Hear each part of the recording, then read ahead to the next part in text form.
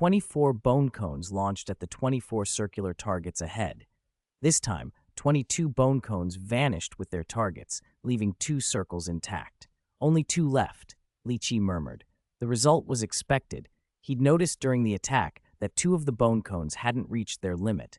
His mind power amplitude must be 22 or 23. Seeing 2 targets remain, Ian had an idea. Based on the 24 bone cones, you can state a number to reduce that many, he said. 1. As Li Qi's word fell, 23 bone cones materialized in front of him. He fully concentrated his mind power on them, not rushing the attack, but carefully feeling his limits. Sure enough, 23 is the cap. He pushed his mind power until it stagnated, then shouted, "Go!" The 23 bone cones struck the remaining targets and disappeared. Li Qi breathed out, visibly more relaxed. "Examiner Ian, this is my limit." Ian nodded. "Test over." The virtual universe dissolved, and Li Qi found himself back in his seat, a little dazed. He looked around to confirm he'd returned to reality. An electronic voice announced, "Candidate Li Qi, mind power amplitude, 23. 23. Li Qi wondered what that result would mean, whether it would earn him special approval to enter Chaoguang Academy.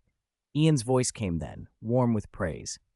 "Li Qi, your performance exceeded my expectations. You currently have the highest mind power amplitude among our entrants." Currently the best, Li Qi thought, heart skipping a beat. Could this mean special admission? Ian smiled. "I have one question. Do you mind answering?" "Please," Li Qi said quickly.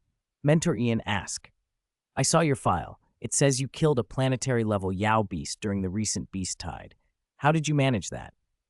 "A first-order incomplete mind energy weapon," Li Qi replied. Ian lowered his head, thoughtful. "Mind power amplitude 23, plus a first-order incomplete mind energy weapon that can be deployed. Killing a low-level planetary isn't hard." He looked up and smiled. "Because of your talent, and as one of the chief examiners, I believe you can enter Chaoguang Academy directly." He paused, then announced, "You've been granted a spot at Chaoguang Academy without needing to take the trial tower assessment." "What?" Li Qi was stunned. He'd assumed Ian was only a regular examiner or an assistant, never that he was a chief examiner with the authority to grant direct admission.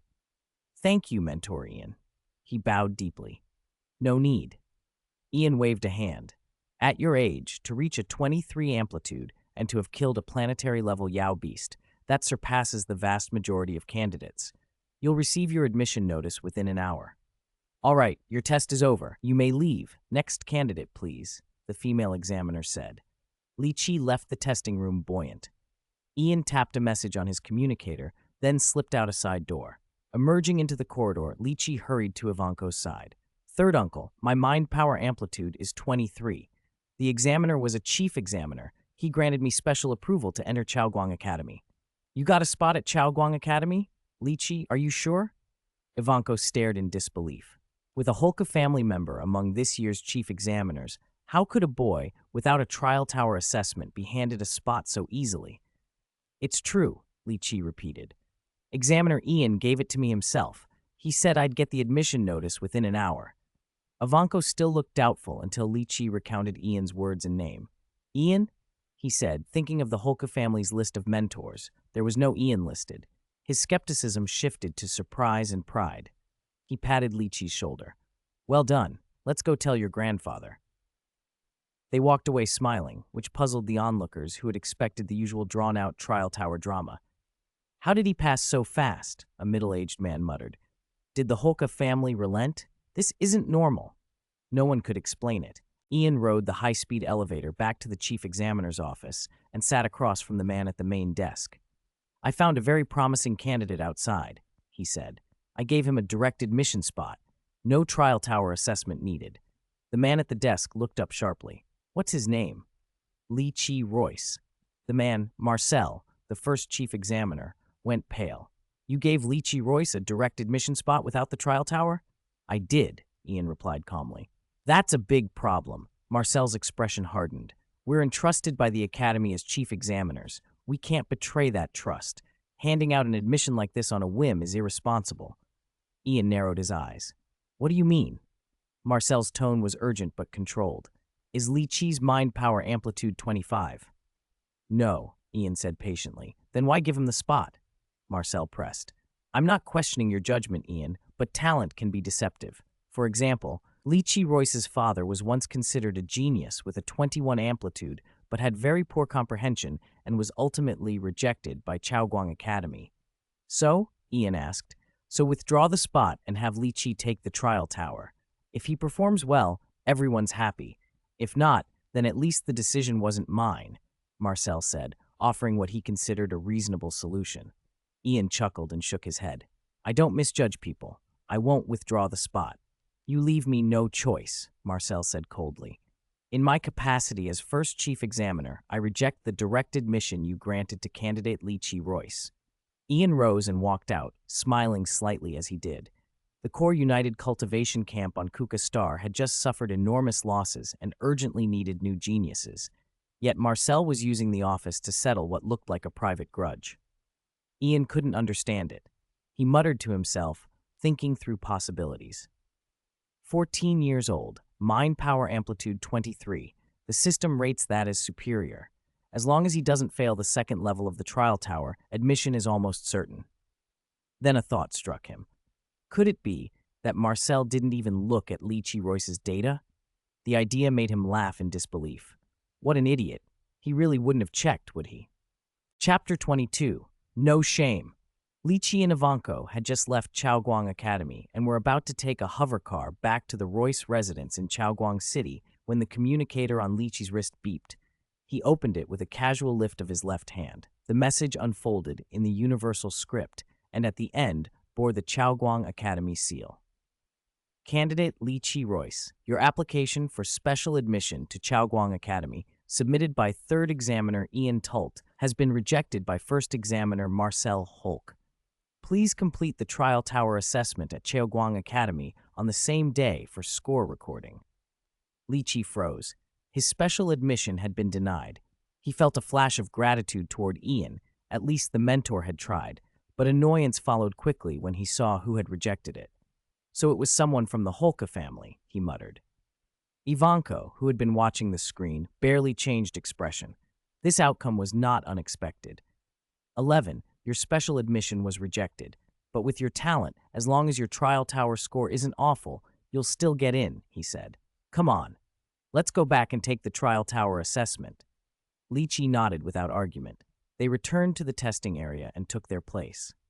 Meanwhile, in his office, first examiner Marcel Hulk had seen the return signal and opened Li Chi's file to find out what Ian Tult had been so desperate to push. He skimmed the resume and barked a laugh at the exaggerated claims. Every astral rank family polished their records, and some did so outrageously. But when he scrolled to Li Chi's test scores, he sat bolt upright. 14 years old? Mental power amplitude of 23? He whispered. How is this possible? A score like that marked the candidate as a serious observation target. How had nobody flagged it for him? He grabbed his communicator and contacted the exam site immediately, voice-controlled but sharp. Candidate Li Chi Royce, age 14, mental power amplitude 23. Why wasn't I informed about this? Panic touched the female examiner on duty. She racked her memory and realized the candidate had been tested by Ian Tult, not by her. At that, a wave of relief washed over her. Examiner Marcel, this candidate was tested by examiner Ian. He handled it himself. Marcel's relief evaporated. If Ian had handled the test personally, the failure to notify would be Ian's responsibility.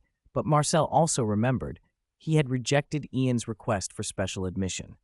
The thought that this situation could be traced back to his own decision made a cold knot tighten in his gut. He sat back and thought fast. A mental power amplitude of 23 meant, unless this boy's movement technique was disastrously bad, his trial tower score wouldn't tank. If the score were mediocre, Marcel could call it a lapse in judgment. But if Li Chi scored very well, especially given the Holkeroyce grudge, everyone would assume Marcel had been petty and vengeful. There wasn't enough information in the file to judge Li Chi's movement technique, so Marcel decided on a different tack. If he couldn't control the facts, he'd try to disturb the candidate. He swallowed his pride, picked up his communicator, and headed to the testing area. Back at the waiting zone, gossip rose as soon as Li Chi and Ivanko reappeared. Why did the Royce people come back? Someone whispered. I thought that kid passed the assessment already. As murmurs spread, Marcel arrived, well-dressed, composed, but with his eyes fixed on the pair. Ivanko frowned when he recognized him. Marcel ignored Ivanko and smiled at Li Qi as he approached. "You must be candidate Li Qi Royce." "I am," Li Qi replied politely, though his tone was guarded. Ivanko's voice was colder. "Examiner Marcel Holka, when does the trial tower assessment begin?" At Ivanko's question, Li Qi's face went hard. He realized who stood before him. Marcel Holka, the examiner who had rejected Ian's special admission request. The Royce and Holka families' dispute made Li Qi unwilling to be conciliatory. Marcel tapped his communicator with a practiced air and then said, falsely apologetic, "Because you left midway, your spot has been moved to the very end of the queue."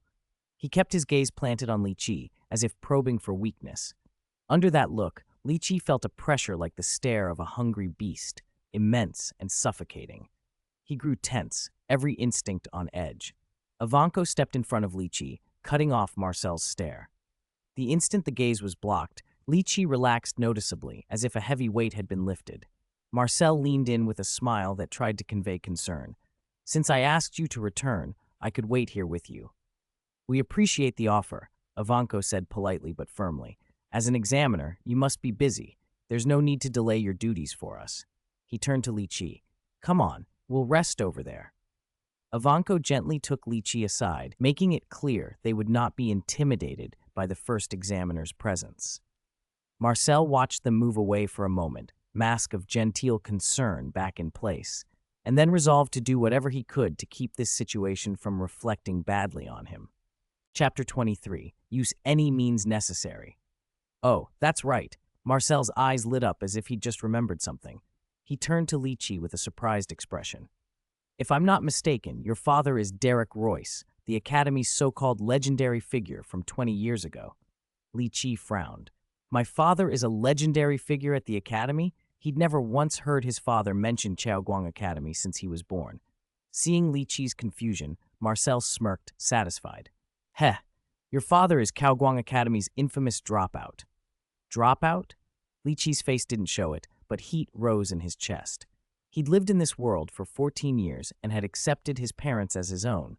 How dare someone insult his father to his face? "Guess you weren't told." Marcel smiled. "Your father is the only person in the last 100 years to be forcibly expelled from Chaoguang Academy." Li Qi's eyes narrowed. His anger simmered. This guy, Ivanko, Li Qi's third uncle, cocked his head and winked at him, a quiet signal to keep calm. Li Qi swallowed his fury and let his expression steady. He followed Ivanko toward the test waiting area. The waiting area should have thinned as candidates entered the test room, but instead it swelled. A few astral rank powerhouses sat in small clusters, and dozens of candidates circled them, forming concentric rings with the astral rank masters at the center. Whispers spread through the crowd. "That's the Royce boy next," one astral rank powerhouse said, watching the flow. "Heh, the real show's about to start." Another chuckled. He was specially approved to enter the academy after killing a planetary-level Yao beast, but for some reason Marcel refuses to let him in. The kid's psychic amplitude won't be low. The question is how many floors of the trial tower he can clear. If he does well, Marcel is finished. Which explains why Marcel's acting like this. He's trying to sabotage him. You don't do this at a time like this if you don't want trouble. The new governor's about to arrive. The United Cultivation Camp incident was recent. Life's not going to be easy for us. Li Qi and Ivanko took their place among the crowd. When Ivanko saw Marcel walk toward the test room, he sighed. It's true. Back then, Old Seven was young and hot-headed. He seriously injured another student in a fight and refused to admit fault. Chaoguang Academy forcibly expelled him. It's not something anyone brags about, so your father never said. Li Qi nodded. He understood why his father had kept quiet. Still, the details of the incident nagged at him. Someday, he'd find out the whole story. "Ho, Marcel's going to preside over the Royce boys' trial tower assessment," someone murmured, surprised. "As chief examiner, he can," another replied. With the virtual universe's synchronized transmission, he can't alter the recorded results directly. At most, he can try to mess with the candidate's mindset. Mindset matters. If he rattles the kid, his score could tank. We can only wait outside, hope the kid doesn't get affected. Inside the test room, Marcel strode up to the female examiner who had been handling the session. "I'll take over," he announced. "You can take a break." She stood, saluted, and left after throwing a curious glance at Li Qi, a boy with a 23 times psychic amplitude and 2 chief examiners in a row. Marcel turned to Li Qi with a smile that didn't reach his eyes. "Since I called you back, I'll preside over your trial tower assessment." Li Qi's jaw tightened. "Thank you, Chief Examiner Marcel." "No need for thanks. Just perform well." Marcel's smile curled. "Your father's combat talent, well, I hope you don't inherit it. If you do, it'll be a loss for the Academy and another dropout for us to deal with." The insult burned. Anger flared inside Li Qi, but he forced himself to breathe slow and steady. He felt the trap. Marcel was trying to destabilize him, to chip away at his mindset before the trial tower. Don't give him the satisfaction. Calm down. Stay focused. He took his seat and connected to the virtual universe. The chair's interface hummed beneath him. "When do we begin?" he asked, keeping his voice controlled. "Right now." Marcel's tone was cool. "Begin the assessment," Li Qi said through clenched teeth. Marcel hesitated, surely pleased he'd provoked a reaction, then nodded and pressed the start. The space around them began to shift as the trial tower assessment initiated. Chapter 24, Test Tower Assessment. Li Qi hovered over the grassland as a light screen materialized in front of him, covered in text. Chaoguang Academy Trial Tower Assessment is about to begin. Your current assessment route selection is Controller. Please choose your mind energy weapon type, quantity, and flying apparatus. A selection of basic mind energy weapons shimmered into view. Without hesitating, Li Qi picked the bone cones he had used for a long time and set the quantity to 23, matching his newly measured mind power level of 23. After choosing his weapon, a new set of flying apparatuses appeared: shields, shuttles, and greatswords. Li Qi paused to think. The shuttle was the fastest, the greatsword offered the best defense, and the shield provided the most reliable defense. "I'm most proficient with the shield," he decided. "The shield will let me endure Yao Beast attacks in critical moments and make up for the fact that my movement technique isn't perfected yet." He selected the shield. If his movement technique had been stronger, he would have picked the shuttle, but for now, the shield was the right choice. The light screen closed and reopened. Trial Tower, first floor. Please kill 1 apprentice-level, 9-stage Yao Beast, a Shishi bird, within 1 minute. Click Confirm to start the assessment in 10 seconds. Below the text, a large red button read, Confirm. Li Qi clicked it. A countdown began. 10, 9, 8. When the countdown ended, a Shishi bird dove in from the horizon, talons extended. "Trying to disturb my state of mind?" Li Qi muttered, eyes flashing. "I'll make you despair, Marcel." Whoosh! 23 bone cones shot out from his side, drawing graceful arcs through the air toward the diving Shishi bird. The apprentice-level, 9-stage bone cones were only just stronger than the Shishi bird's tough feathers, but they could breach its defenses. Metal struck feather with a series of bangs. The bird was thrown backward, tumbling and shrieking. Then the cones pierced flesh. The Shishi bird died, pierced through. The display blinked. Trial Tower. First floor. Passed! The blood-splattered corpse vanished, and the second floor prompt appeared. Trial Tower, second floor. Please kill 3 Shishi birds within 3 minutes. Li Qi hit confirm without pausing. In under a minute, 3 more Shishi birds were down. He'd taken minor injuries in the process. Trial Tower, second floor. Passed. The bird corpses and Li Qi's wounds vanished. His expended mind power also recovered. Trial Tower, third floor. Objective: kill 10 Shishi birds within 10 minutes. It took 3 minutes and 27 seconds to clear the 10 birds, but the cost was steep. An arm. Trial Tower, third floor. Passed. After 3 consecutive floors, Li Qi finally calmed down. He recognized the real assessment was only beginning. Trial Tower, fourth floor. Please kill 30 apprentice-level, 9-stage Yao Beasts, Shishi birds, within 30 minutes. Reading the prompt, he realized the first 3 floors had been warm-ups. He thought through his strategy. "I can't just clash head-on with large numbers," he told himself. "I have to use my small size to maneuver among them." He planned to use his mind power for environmental awareness, then rely on movement technique to make Yao Beasts block one another, saving most of his bone cones for decisive strikes. Satisfied, he clicked Confirm. The countdown began, and dozens of black dots appeared on the horizon. 10, 9, 8. When it reached 0, 30 shishi birds were already above him. Several dove to shred him to pieces.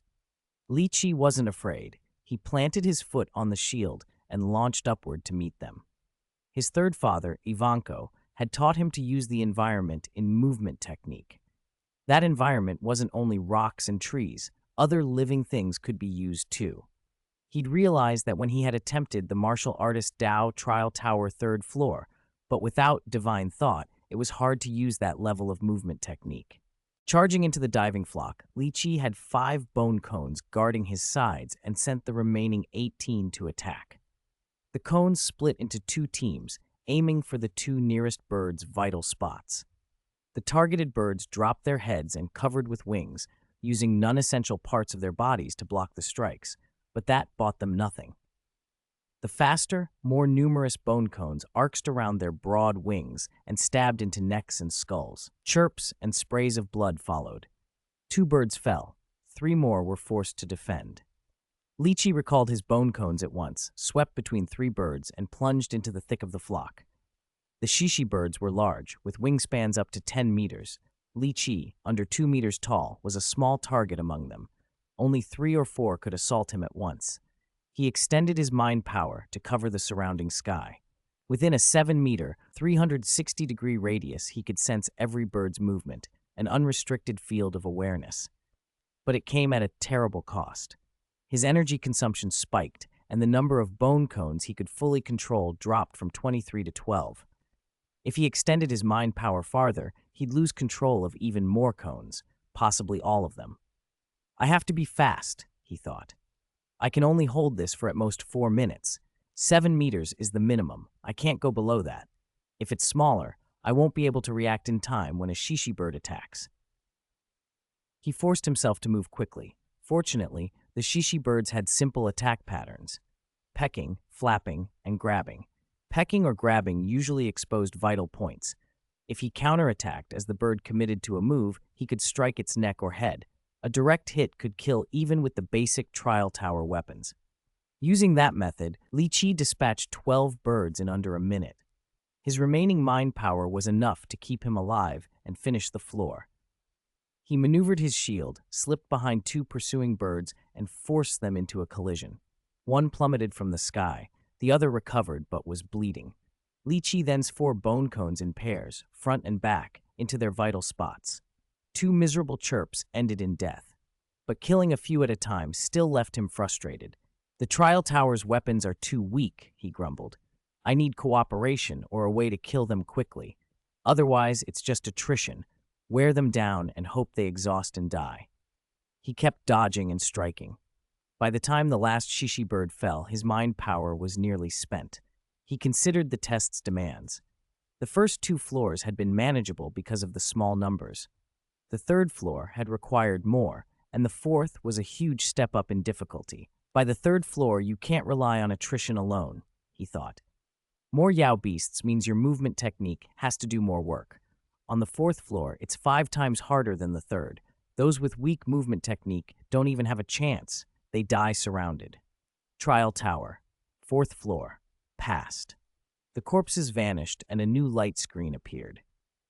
Only now did Li Qi understand why the controller wrote always used shishi birds. Using a single species makes the challenge fairer. Candidates can learn the beast's habits and respond. Random Yao beasts would make the test unfairly difficult for apprentices with only basic mind power and basic weapons, especially since the 5th floor required killing 100 of them.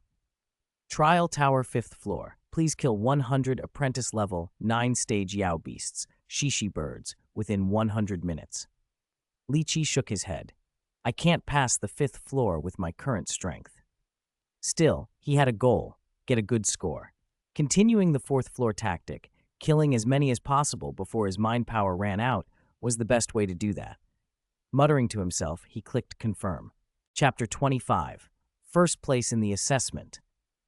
After the 10-second countdown, Li Qi shot into the air, driving his bone cones and shield as he charged into the shishi bird flock. He used the same tactics that had worked on the 4th level. The scattered birds converged the instant he breached them, swarming and completely encircling him. The chirping was incessant, punctuated by the hiss of blood and the thud of falling corpses. 3 minutes and 43 seconds later, Li Qi's mind power was exhausted and the flock overwhelmed him. When he returned from the trial tower space to the virtual universe testing room, Li Qi stood motionless, thinking. He wasn't wrong. The 5th level wasn't impossible. It simply demanded extremely high standards. Any weakness in a candidate's skills made success unlikely. If his movement technique had been 1 rank higher, he would have consumed far less mind power and easily achieved a much better score. He remembered what his third uncle Ivanko had told him. My trial tower assessment this time registers as 47% completion of the 5th level, he thought. Ivanko had said that 30% completion on the 5th level was the usual baseline for a first-class score, but that the final classification depended on the cohort. Anyone within 5% of the top score could be classed as first class. To make Marcel despair, Li Qi needed a first-class ranking. Now it depended on. He looked up at Marcel in the examiner's seat. The older man's face was disbelief incarnate. "Ho, how is that possible?" Marcel muttered. 47% completion of the 5th level and a first-class assessment, only 1% behind first place. Wasn't he affected? He's only 14. He can't possibly have such strong self-regulation. Damn it, the mentor position is gone, Marcel snarled, fury twisting his expression. Li Qi stood, smiling. Chief Examiner Marcel, please announce the results. Marcel did so reluctantly. The trial tower assessment is concluded. Candidate Li Qi Royce, 5th level completion, 47%. Assessment classification, first class. After announcing the results, Marcel hit the button to exit the virtual universe. Back in the real world, he left the testing room with a livid face. This targeting of Li Qi had cost him and the Holka family heavily. He'd lost the Chaoguang Academy mentor position. That post was crucial for astral rank families in Chaoguang City. It determined how many students and resources a family could gain. Chaoguang City supplied roughly 70% of Chaoguang Academy's students. Of the remaining 30%, 25% tended to the prairie astral and planetary level tribes, and the final 5% to ordinary tribes. The lion's share came from the Academy mentor slots Chaoguang City held. Watching Marcel storm off, Li Qi felt a surge of satisfaction. He had been angry before, but now he was just as delighted. He planned to tell his third uncle Ivanko the good news. In the high-speed elevator, Marcel's spirit had been crushed. He leaned weakly against the wall, eyes bloodshot. It's over. It's completely over, he kept whispering. A light screen on his wrist communicator displayed a headline, New Governor soon to take office. 6 academies announce purge of undesirable mentors. Inside the chief examiner's office, Ian looked at the results screen and only shook his head. I told you Li Qi was talented, he said softly. Beside the results screen, another monitor displayed the word teacher at the top. Outside the testing room, the waiting area had once been noisy, but now it was unusually quiet. Word of the new governor and the purge had spread. Many left to attend to the unfolding politics. At the same time, a well-informed astral rank powerhouse had acquired Li Qi's assessment results and shared them, a first-class score. The news spread quickly. A first-class score, one astral rank powerhouse said, shaking his head. Marcel's finished now. Unlucky timing, another replied. The new governor is about to take office and the 6 academies are purging bad mentors. They thought they'd only lose the Chaoguang Academy slot, a third voice said. But now it could be worse. Lose an astral rank, be made an example. Some from the United Cultivation Camp were sent to mine on other planets. That punishment, using astral rank powerhouses in mines, is extreme, but it was ordered by the Empire. At the mention of mining, the group fell silent. It was a dreadful fate. Even overlord-level powerhouses had been sent away to labor. Now that the new governor is coming, we should be more honest and focus on cultivating talent for the Empire, the well-informed powerhouse said at last. That's the only contribution that will keep us safe. One by one, the astral rank powerhouses and their juniors left. The spectacle in the waiting area had become an unpleasant reminder of the Empire's reach. When Li Qi stepped out of the testing room, he found the waiting area nearly empty. Third uncle, did everyone leave? He asked Ivanko. Something big came up, Ivanko replied. expression briefly serious before a smile returned. 11. You did very well. First class in the trial tower assessment. Li Qi laughed. I got a first-class score. Marcel's face changed when he announced it. Ivanko gave a small nod. It'll be hard to see him around anymore. Li Qi frowned. Why not? Check the news on your communicator, Ivanko said. Li Qi opened his communicator. The headline confirmed what both of them feared. With the new governor about to take office, the 6 academies were purging undesirable mentors. He looked at Ivanko, who nodded. All right, Ivanko said. Let's go back. 3 days later, Chapter 26, New Governor. In the endless star sea, a C-class transport suddenly appeared and closed in on the emerald green world of Kuka Star at sublight speed. The planet's spaceport was small, big enough to berth perhaps a dozen capital ships, several hundred meters long at once.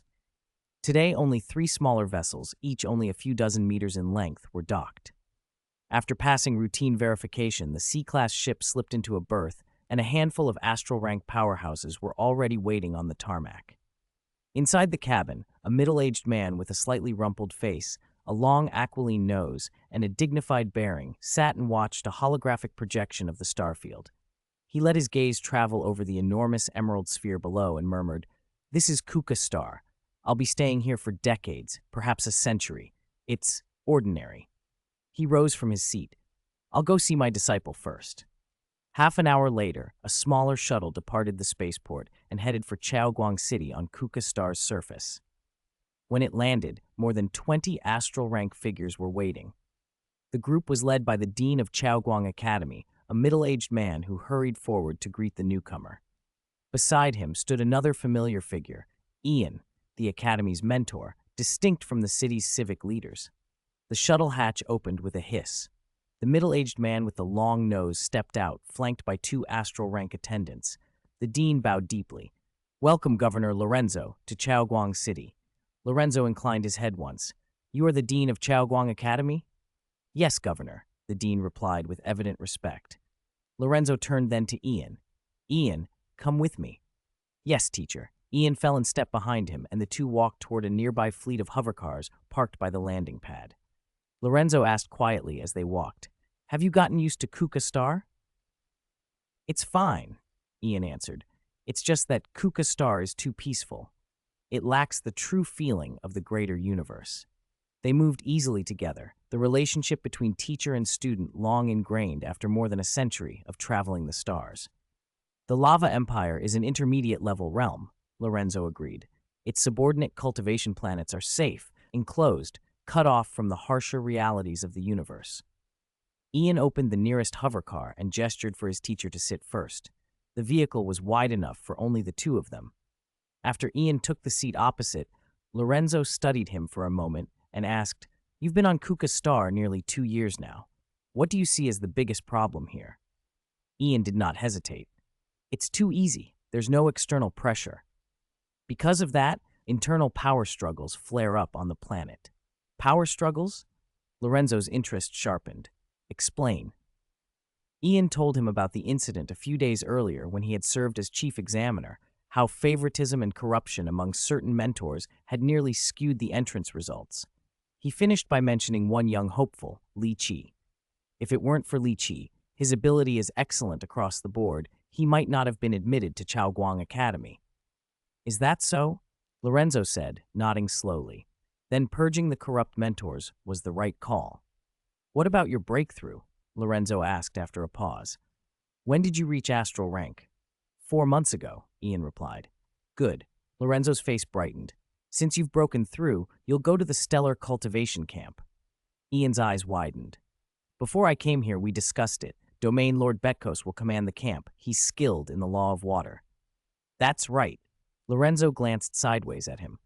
"Cultivating under Domain Lord Betkos should push your strength further, but I want you to go even farther, into the Lava Secret Realm. Seek personal guidance from the Lava Emperor and the World Lords. I expect you to make the most of it." "Thank you, teacher." Ian bowed. Gratitude and determination were plain on his face. Lorenzo's expression shifted, and he asked suddenly, "Do you resent me?" Ian blinked. "Teacher, why would I? If I hadn't kept you at planetary Ninth Order for over 100 years," Lorenzo trailed off. With your talent, you might already have reached star ninth order. Ian shook his head quickly. I've never resented you. If you hadn't taken me from my home, I probably would have remained at planetary ninth order for my whole life. Lorenzo gave a short, rueful laugh. This is still my fault.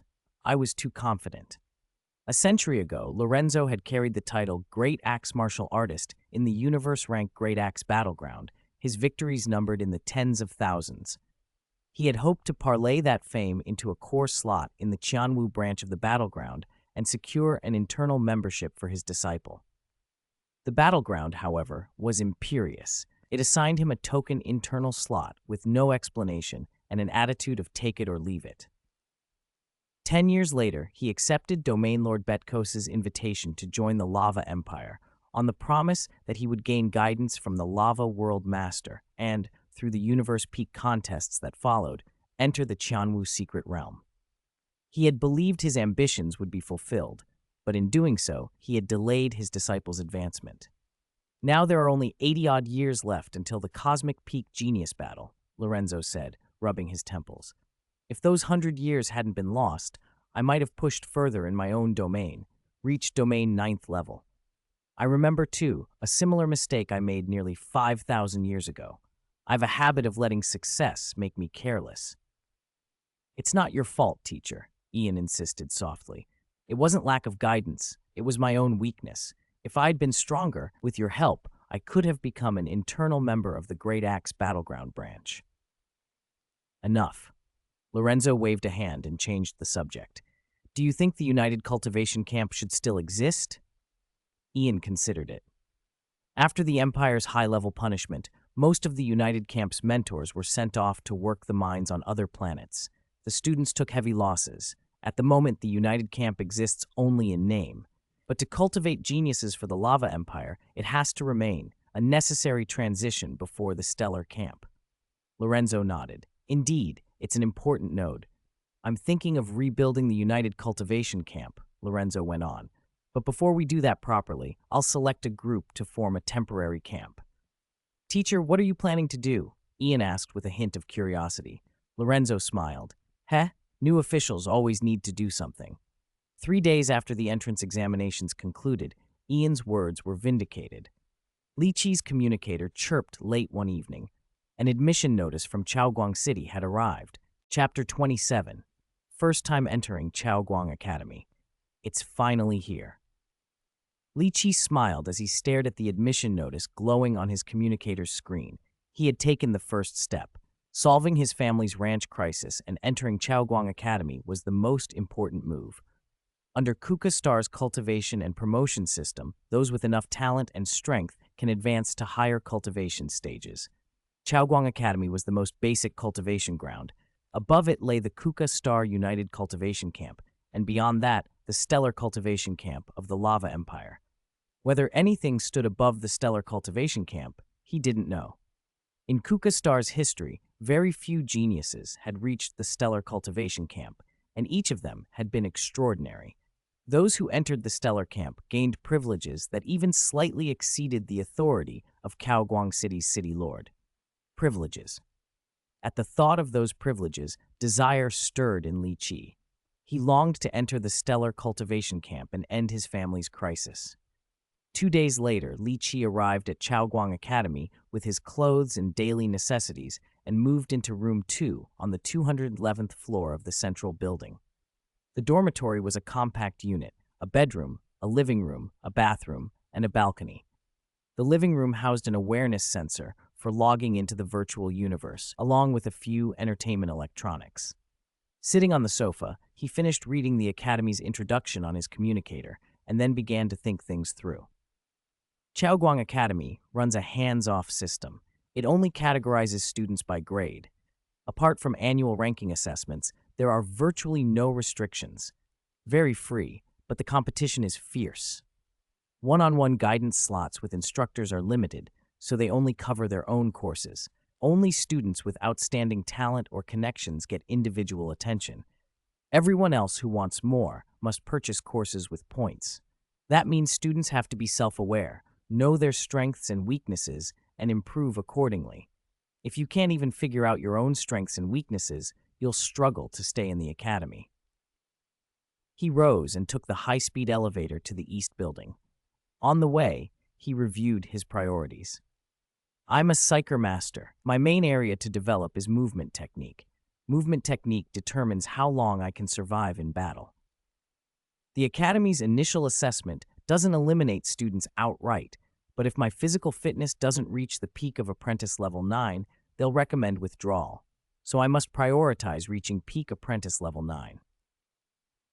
At the East Building, after identity verification, Lychee received a month's worth of cultivation supplies, 3 red dew pills, and 5 bottles of nutrient solution.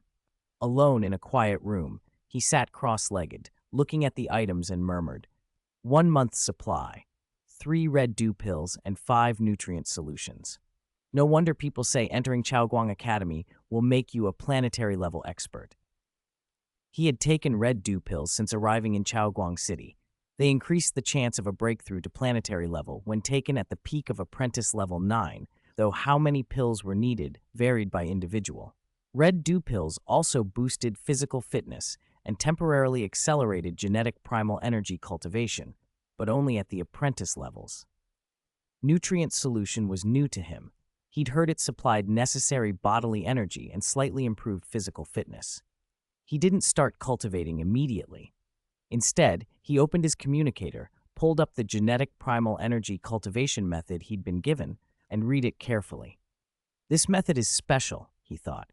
It's a unique cultivation technique created by His Majesty, the Emperor of the Lava Empire. Used alone, it's ordinary, but combined with red dew pills, it gives twice the result for half the effort. The file even warned, this cultivation method must not be leaked. Violators will be executed without mercy.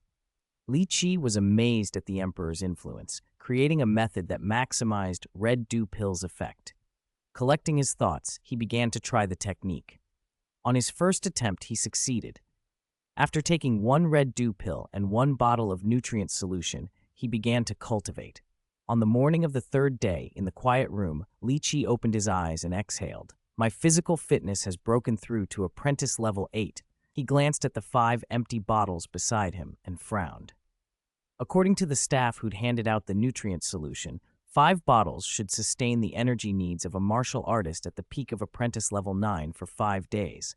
He'd used them up in 3 days, consuming more energy than a peak Apprentice Level 9. Not just energy consumption. The cultivation resource usage is huge, he thought. I'd taken a few red dew pills before arriving and now consumed 3 more. Still, I only just reached Apprentice Level 8, and that with the aid of a special genetic primal energy method. A bitter smile crossed his face. The genetic multiplier gives my mind power more than 10 times that of my peers at the same realm, but it also multiplies the resources I need by the same factor. There were 14 months in a year on Kuka Star, and newly admitted students at Chaoguang Academy could receive 42 red dew pills a year. I can still get 39 red dew pills this year, he calculated. At my current rate, those 39 might be enough to reach Apprentice Level 9, but probably not the peak of Apprentice Level 9. I have to find another way to acquire cultivation resources. He dared not gamble. If he failed to reach peak Apprentice Level 9, the Academy would order him to withdraw, a price he could not afford. So he needed additional resources from other channels. That led him to think about Academy points. These points could be exchanged for cultivation supplies, used to buy advanced courses from instructors, and even to purchase controlled mind power or original force weapons, though those were priced far beyond students and likely intended for instructors. He opened his communicator and checked how to earn points. The options were few. Points came from the annual fixed distribution, trading, competitions, and rewards for excellent annual assessment performance. The fixed distribution has already arrived, but it's only enough for 5 red dew pills, he sighed. His communicator showed he had 100 points, just enough to exchange for 5 red dew pills. He couldn't convert all his points into cultivation supplies because he also needed some to buy advanced courses to raise his movement technique. It looks like I'll have to earn points through competitions in the virtual universe, but first I need to improve my movement technique level. His combat skills had earned him a first-class score in the Trial Tower assessment, so among new students he was decent. But in the virtual universe, he would face students who had trained at the academy for years. Those competitors were naturally strong. He set a goal for himself. 10. I have to get 10 more red dew pills. Anything less isn't safe. After deciding, he tapped a few times on his communicator. First, let's see which instructors are teaching classes. Chapter 28, Body Skill Realm. There's an instructor explaining movement techniques this afternoon. Lychee straightened up, left the quiet room, and went back to his dorm to wash and rest. In the afternoon, he made his way to the large lecture hall in the north building. The room was crowded. Most students sat meditating with their eyes closed. A few talked quietly. He found an empty corner and settled in, taking in the scene. Most of the students were apprentice level, but he also noticed a handful of powerful planetary-level students scattered through the hall. After a while, a man in his 30s walked onto the podium. He scanned the audience and said, "Students who know me know I don't like to be interrupted while lecturing. If you have questions, write them down and raise your hand at the end. I'll answer as time permits." He began his lecture. Movement technique, in my view, is the most important part of combat skills. Even if your attack and defense are weaker than your enemies, if your movement technique far surpasses theirs, you can be invincible. He spoke for more than an hour. When he finished, he announced, "That's all for today. If you're interested in my class, you can consider purchasing my course." He added the plug with a small grin, then said, "Now it's question time. Raise your hands." Many students did, and Lychee raised his hand too. The instructor pointed and called on a girl in white in the third row. "Instructor, you said movement technique is the most important part of combat skills. Does that mean we only need to focus on movement technique and just supplement attack and defense?" she asked. I don't teach that," the instructor joked. "Don't go telling people I said that after you leave." Then he answered seriously. "Attack, defense, and movement, those three make a complete combat skill set. None of them are dispensable. The reason I call movement most important is self-preservation. In chaotic battles, when enemies are numerous, movement technique is the strongest safeguard. I assume most of you challenged the trial tower for the entrance exam. The 5th floor of the trial tower is extremely difficult. If your movement technique isn't high enough, you'll quickly be surrounded and killed by Yao beasts." The students nodded. Everyone knew how lethal that 5th floor could be. To pass the trial tower's entrance exam, you need movement technique at the perfection level, the instructor continued. Perfection level movement technique lets you read every motion of the Yao beasts on that floor. You can dodge their attacks with minimal effort and then kill them in turn. But that's not all. Along with perfection level movement technique, your attack and defense should reach the subtle level so you can allocate stamina and mind power reasonably and dispatch the Yao beasts with ease. "Now do you see why I emphasize movement technique?" he asked. A student stood and asked, "Excuse me, instructor, what exactly is perfection level?" "You're probably new," the instructor said. "To understand perfection level, you need to know the general skill tiers. From lowest to highest, they're basic, subtle, perfection, and complete. Take movement technique as an example. Basic level lets you dodge, but you must rely on visual observation and reaction. Against extremely fast foes, that's barely enough. Subtle level teaches you to dodge with small, precise movements. In the trial tower, subtle level helps you dodge and counter multiple Yao beast attacks without disrupting your rhythm. Perfection level is different. You use everything around you to dodge." He made a slow, sweeping gesture toward the students. "Everything around you includes living things, even enemies. Perfection level movement is about utilization, using everything in your environment to restore your familiar combat flow. With perfect utilization, 100 Yao beasts aren't worth mentioning. As for complete level, I don't fully understand it myself," he added with a smile, sealing the answer and moving to the next question. After fielding a couple more, he closed the session and left the hall. Lychee watched his retreating back, thinking the instructor probably understood complete level perfectly well, but kept quiet to sell his course. He recalled his own trial tower attempt. Perfection level really is the key to passing the 5th floor. When I challenged the tower, I used mind power to assist and reached pseudo-perfection. The Yao beasts weren't a threat. But pseudo-perfection that depends on mind power still reverts when your mind power is drained. When that happens, you can't dodge an encirclement. He wondered what complete level movement was like. Was it similar to the concept from the original story he'd read? Those doubts in mind, Lychee returned to his dorm, grabbed his consciousness sensor, and entered the virtual universe to refine his movement technique. A few days later, he went back to the North Building for another lecture. This time, the instructor covered close-quarters attack techniques. After class, he rushed back to the virtual universe to test force amplification, then reluctantly resumed practicing movement technique. Surrounded by 5 beast-type Yao beasts in simulation, Lychee, whose movement technique had reached subtle, moved with ease. He could even think of other things while the beasts circled him. Without a martial artist's secret manual for force amplification, my amplification is only 1x, he thought, feeling helpless. The martial artist route seems impossible for now. I can't dual cultivate martial artist and psyker master like Luo Feng. He understood the difference clearly. A martial artist's force amplification and a psyker master's mind power amplification are not the same. Force amplification improves only through continuous cultivation and can give terrifying instantaneous bursts, several or even dozens of times normal power, able to kill foes far above one's realm. Psyker masters, on the other hand, rely on mind power talent for initial amplification and can improve it through training. They're known for mysterious object control methods. The martial artist's explosive physical force exceeded mainstream psyker master methods in sheer destructive power. Over the next period, Lychee devoted himself to cultivation and attending lectures. Every 3 to 5 days, an instructor gave a public class in the large hall, but sessions specifically on psyker masters were rare. He asked around and learned why. Chaoguang Academy's instructors are mainly martial artists. There are relatively few psyker masters, and fewer still stay behind as instructors. If you want to hear them, you either wait or use academy points to buy their courses. So Lychee waited. He didn't want to spend his limited academy points.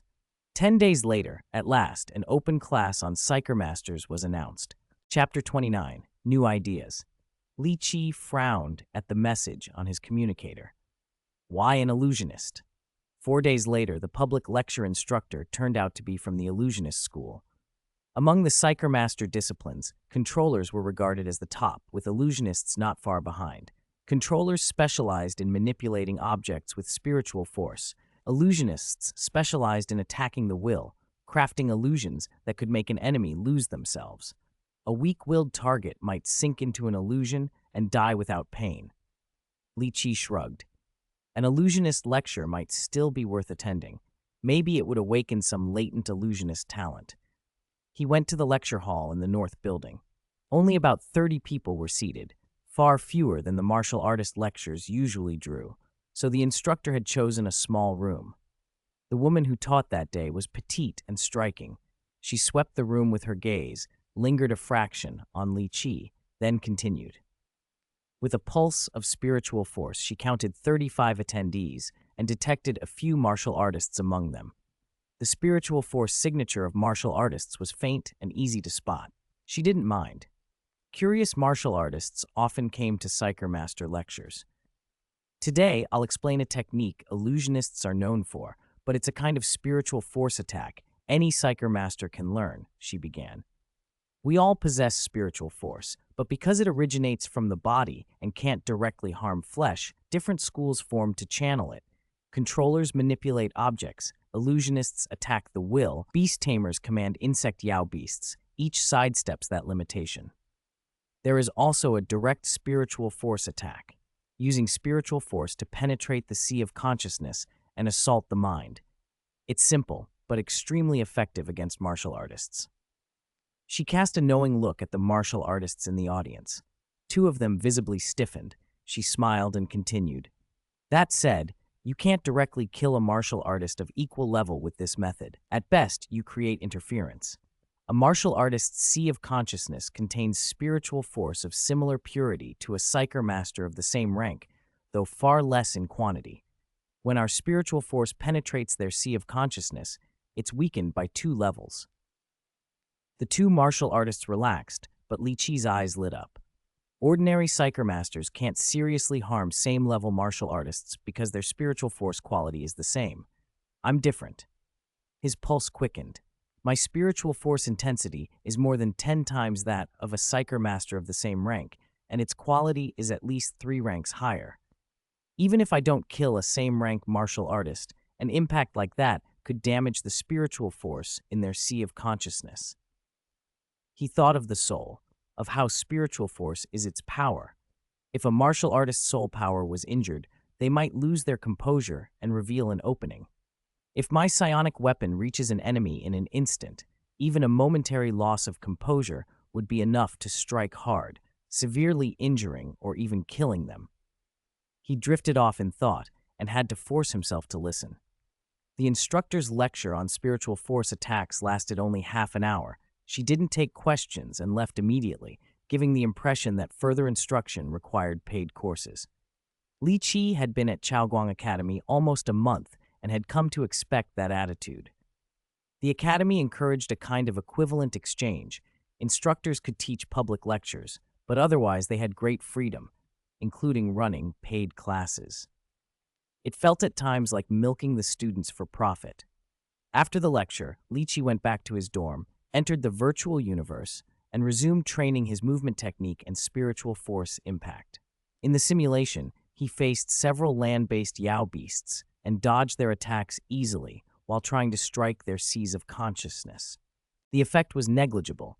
The beasts hardly reacted. "No," he muttered. "In the virtual universe, they're matched to my level, so their spiritual force is basically the same intensity. My spiritual force impact won't show much effect." He considered changing the simulation parameters. If only I could make the Yao beasts 2 levels weaker, the impact might be clear. But the system matches their strength automatically. I can change their number, not their level.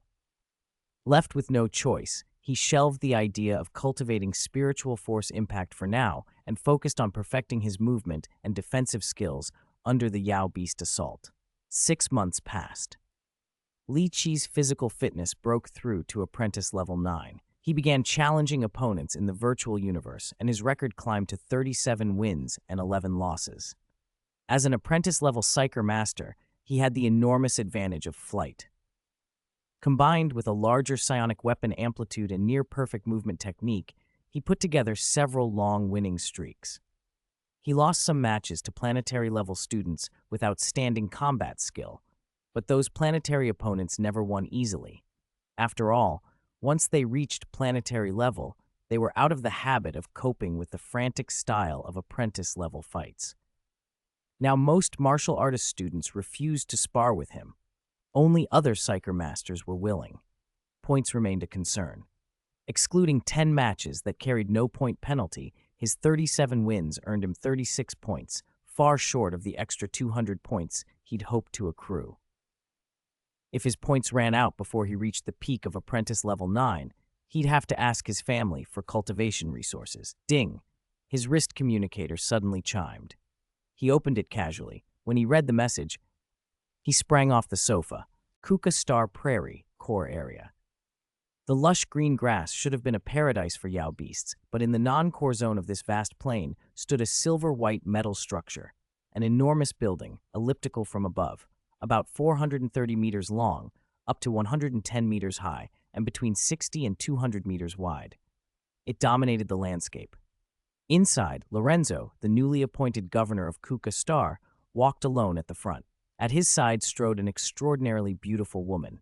Behind them followed the deans of Kuka Star's 6 major academies.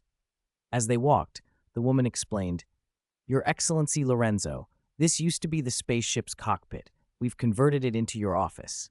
One of the deans couldn't help thinking to himself, as expected of Your Excellency Lorenzo, famous in the Lava Empire, he actually bought and converted a C9 class spaceship into a core base. The purchase price and renovation must have cost tens of billions of lava coins. All 6 deans had traveled the universe. They knew exactly what a C-class ship represented. A C9 class vessel could withstand multiple strikes from a universe-level Ninth Order powerhouse, even one wielding a mind energy weapon. With such a core base, the old problem of Yao beasts breaching the defenses would be far less likely. Yao beasts on Kuka Star could not reach universe rank, and therefore could not pierce the ship's alloy hull. After touring most of the ship, Lorenzo nodded. Excellent. I'm satisfied with the renovations. The woman smiled quickly. Your satisfaction is the house family's greatest reward. Lorenzo gestured to the 6 deans behind him. They stepped forward in single file. Your Excellency Governor, they said in unison. The core base has been rebuilt, Lorenzo said. You will each gather 10 instructors from your academies, primarily martial artists, supplemented by psyker masters. Yes, they replied immediately, and began issuing transfer orders on their communicators. Though Lorenzo had asked for 10 instructors, each dean quietly selected the 10 best teachers they could spare. A day later, 60 of the Academy's finest instructors assembled inside the renovated ship, arrayed in 6 columns by Academy. Lorenzo hovered in the air. Even when he restrained himself, a faint, bloody aura radiated from him, pressing against the gathered instructors so strongly they dared not breathe heavily. Lorenzo had fought his way up through a sea of blood and survived tens of thousands of universe-rank arena battles. His presence was the kind that would unnerve even universe-rank warriors. Looking down at the orderly rows, Lorenzo dampened his aura and addressed them. You are all outstanding instructors. I assume you know the top students in your academies. I have a task. Rank the excellent students in your academy as you see fit and report the top 10 names for each grade to your dean. Time limit, 10 minutes. Begin. Without giving them a moment to protest, he announced the limit. The instructors immediately began compiling rankings. None of them were unfamiliar with their student standings. 5 minutes later, all had submitted their lists to their deans and stood at attention. Lorenzo nodded, then sent a transmission to the deans. After you organize the lists, come to my office. The students, let them disperse for now. He returned to his office. Not long after, the 6 deans knocked and, with permission, entered. The dean of Kaoguang Academy stepped forward. Your Excellency, we have transmitted our organized lists. Lorenzo opened his communicator and scanned the submissions. He paused on a familiar name. This Li Chi Royce. He's been at Chaoguang for half a year, and his physical level hasn't reached apprentice level 9-stage peak. Why is he on the list? The dean of Chaoguang hesitated, then gave the prepared answer. He was personally recruited into Chaoguang by your disciple, Your Excellency. Aside from that, among recent enrollees, he is the most gifted in age and shows the largest mind energy amplitude for his grade. He also has a strong virtual universe record, 37 wins and 11 losses. Most who beat him come from higher grade planetary level. Lorenzo considered this and nodded. He kept reading until he'd reviewed all the lists. When he finished, he spoke calmly. Summon all the students on these lists. All? The deans exchanged startled looks. Were they sure they'd heard correctly? The combined lists totaled nearly 500 names. In the history of Kuka Star, the United Cultivation Camp had never held that many. Even before the Yao Beast disaster, the camp population had only reached a few hundred. To bring 500 people into one cultivation program at once sounded irresponsible. One dean ventured a tactful reminder. Your Excellency, isn't that too many? The cultivation resources required would be enormous. Lorenzo gave a quiet chuckle. Too many? Even with the current United Cultivation Camp students, the total is only a little over 500. In less than half a year, half of them will be eliminated. The United Cultivation Camp was destroyed by Yao Beasts. The newly established special training camp is meant to produce geniuses who can enter the Stellar Cultivation Camp. If someone has no hope of making the Stellar Camp, eliminate them and free resources for those with potential. Understanding dawned on them.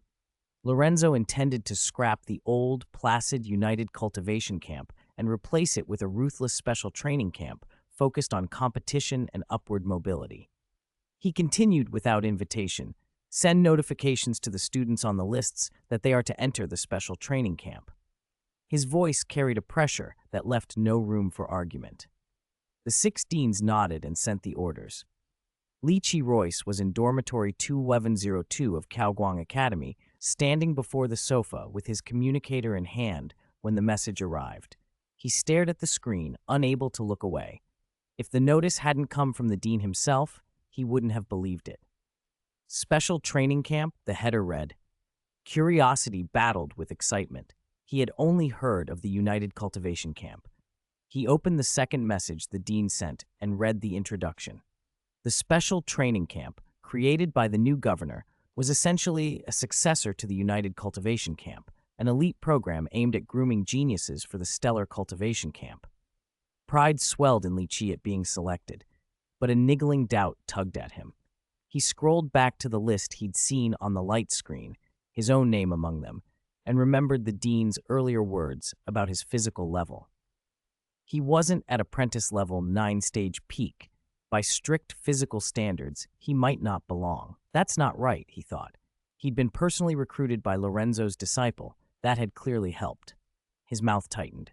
Favoritism or not, the Special Training Camp was a one-way gate. It would accelerate some and ruthlessly cull others. Being chosen was both an opportunity and a sentence.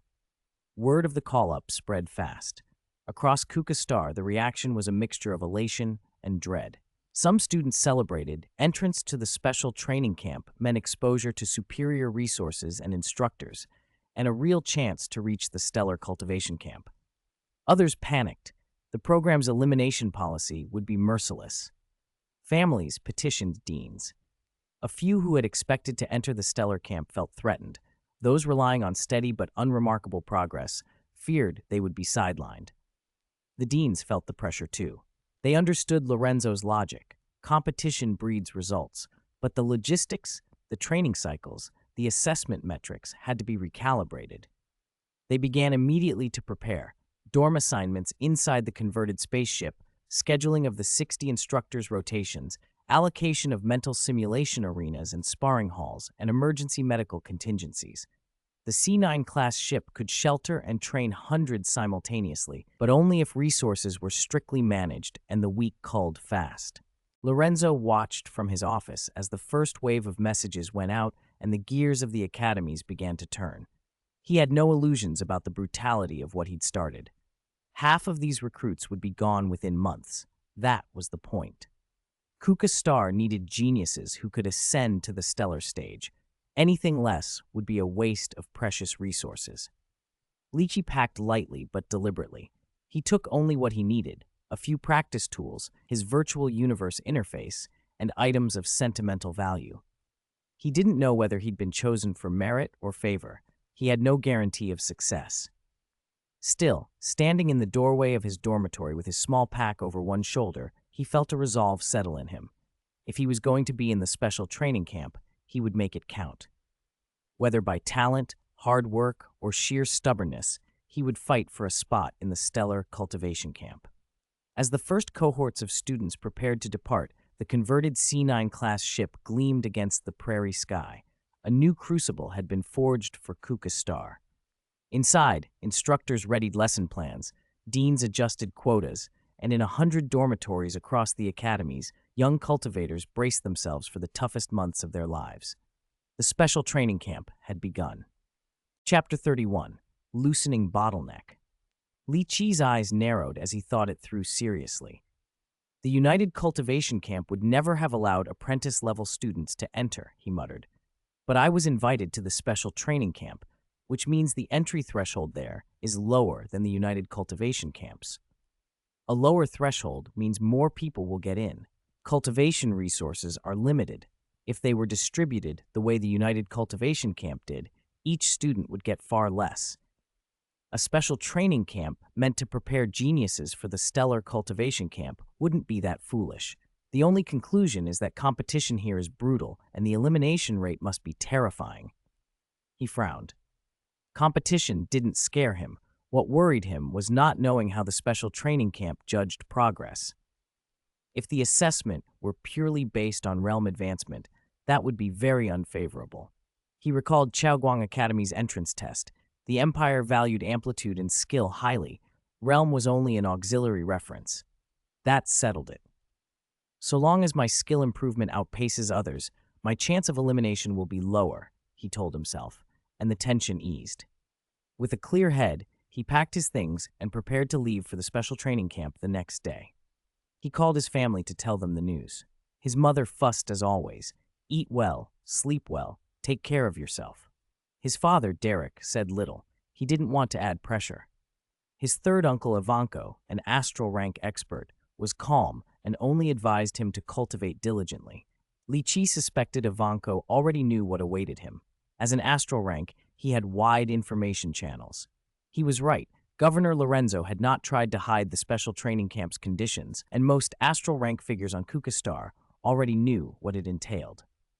The next day, Li Qi handed his belongings to the academy staff and boarded a medium-sized manned ship with other students bound for the special training camp. The ship carried 80 outstanding students from Chaoguang Academy and landed on the grassland where the special training camp's massive silver-white metal complex rose up from the plain. 80 students filed out in order, led by the dean. Once through the gates, they were sorted into classes by realm. Li Qi ended up in a class composed entirely of students who had not yet broken through to planetary level, 61 people, all aiming for that same breakthrough. More than 10 days later, in his small private room at the camp, Li Qi lay back on the narrow bed. Unlike the roomy academy quarters, each student here had a single-room cell with its own bathroom. For the last fortnight, his class had focused on cultivating genetic primal energy. The mentor lectured on that and on the techniques for breaking through to planetary level, but there were no combat lessons. The lowest standard in the special training camp was clear. If you couldn't reach planetary level, you didn't even qualify to learn combat techniques. The camp did not skimp on resources. Each student received 1 red dew pill a day to aid genetic primal energy cultivation. After more than 10 consecutive days of red dew pills, Li Qi's physical quality had improved steadily. He was now very close to the peak of stage 9 of the apprentice rank. He lay there, helpless. He was the only one in his class whose physical quality hadn't yet reached that peak. Several classmates had, after the mentor's lectures, already broken through to planetary level and left the class. He reviewed the mentor's words in his mind. Breaking through from apprentice rank to planetary level was a life-altering transformation. There could be no flaws in the process. The conditions required by martial artists and psyker masters complemented one another. A psyker master needed both body and primal energy to break through, while a martial artist required spirit and will. That was why reaching the peak of apprentice rank's 9th stage in physical quality was so fundamental. Both paths needed it for a successful transformation.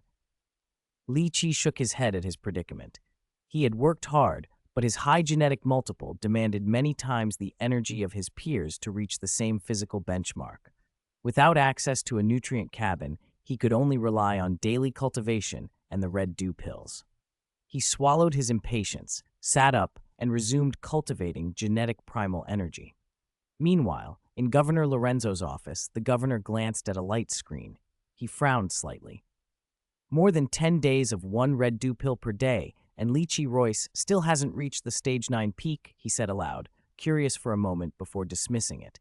After all, red dew pills were only a useful auxiliary for apprentice-level bodies, not precious items. A kilogram cost a few hundred lava coins. They were far less valuable than something like Azure Wave Marrow, which was used by planetary-level practitioners. Time moved on. About a month later, Li Qi finally reached the peak of the 9th stage of the apprentice rank and continued to accumulate primal energy. By then, only 8 people remained in his class. Several had already broken through. Of the 8, 3 had begun to feel their bottlenecks loosening, and with the help of red dew pills would soon succeed. Li Qi was anxious. Psyker masters often found it easier to push physical quality across the threshold because when mind power broke through to planetary level, the feedback from spirit and consciousness could drive the body to follow. But mind power breakthroughs weren't easy. They required relentless practice. The Controller Basic 28 Styles, the fundamental Psyker Master technique in the Lava Empire, was divided into 4 stages. Li Qi had now reached the final stage. If he could fully perform these 28 styles, his mind power might finally break through. If not, he would have to ask the mentor for a Psyker Master breakthrough secret technique, but that risked exposing the secret of his high genetic multiple. In the Empire, the virtual universe let many things stay hidden. If possible, he preferred to keep his genetic multiple secret. People with high genetic multiples attracted covetous attention. A few days later, Li Qi sat cross-legged in his room, beads of sweat running down his face as he clenched his teeth and pushed his mind power to its limit. A white exotic beast, an image of his mental construct, floated before him, tearing through the air with the sound of wind breaking. The creature slowly lifted its head, opened its mouth, and let out a silent roar toward the sky.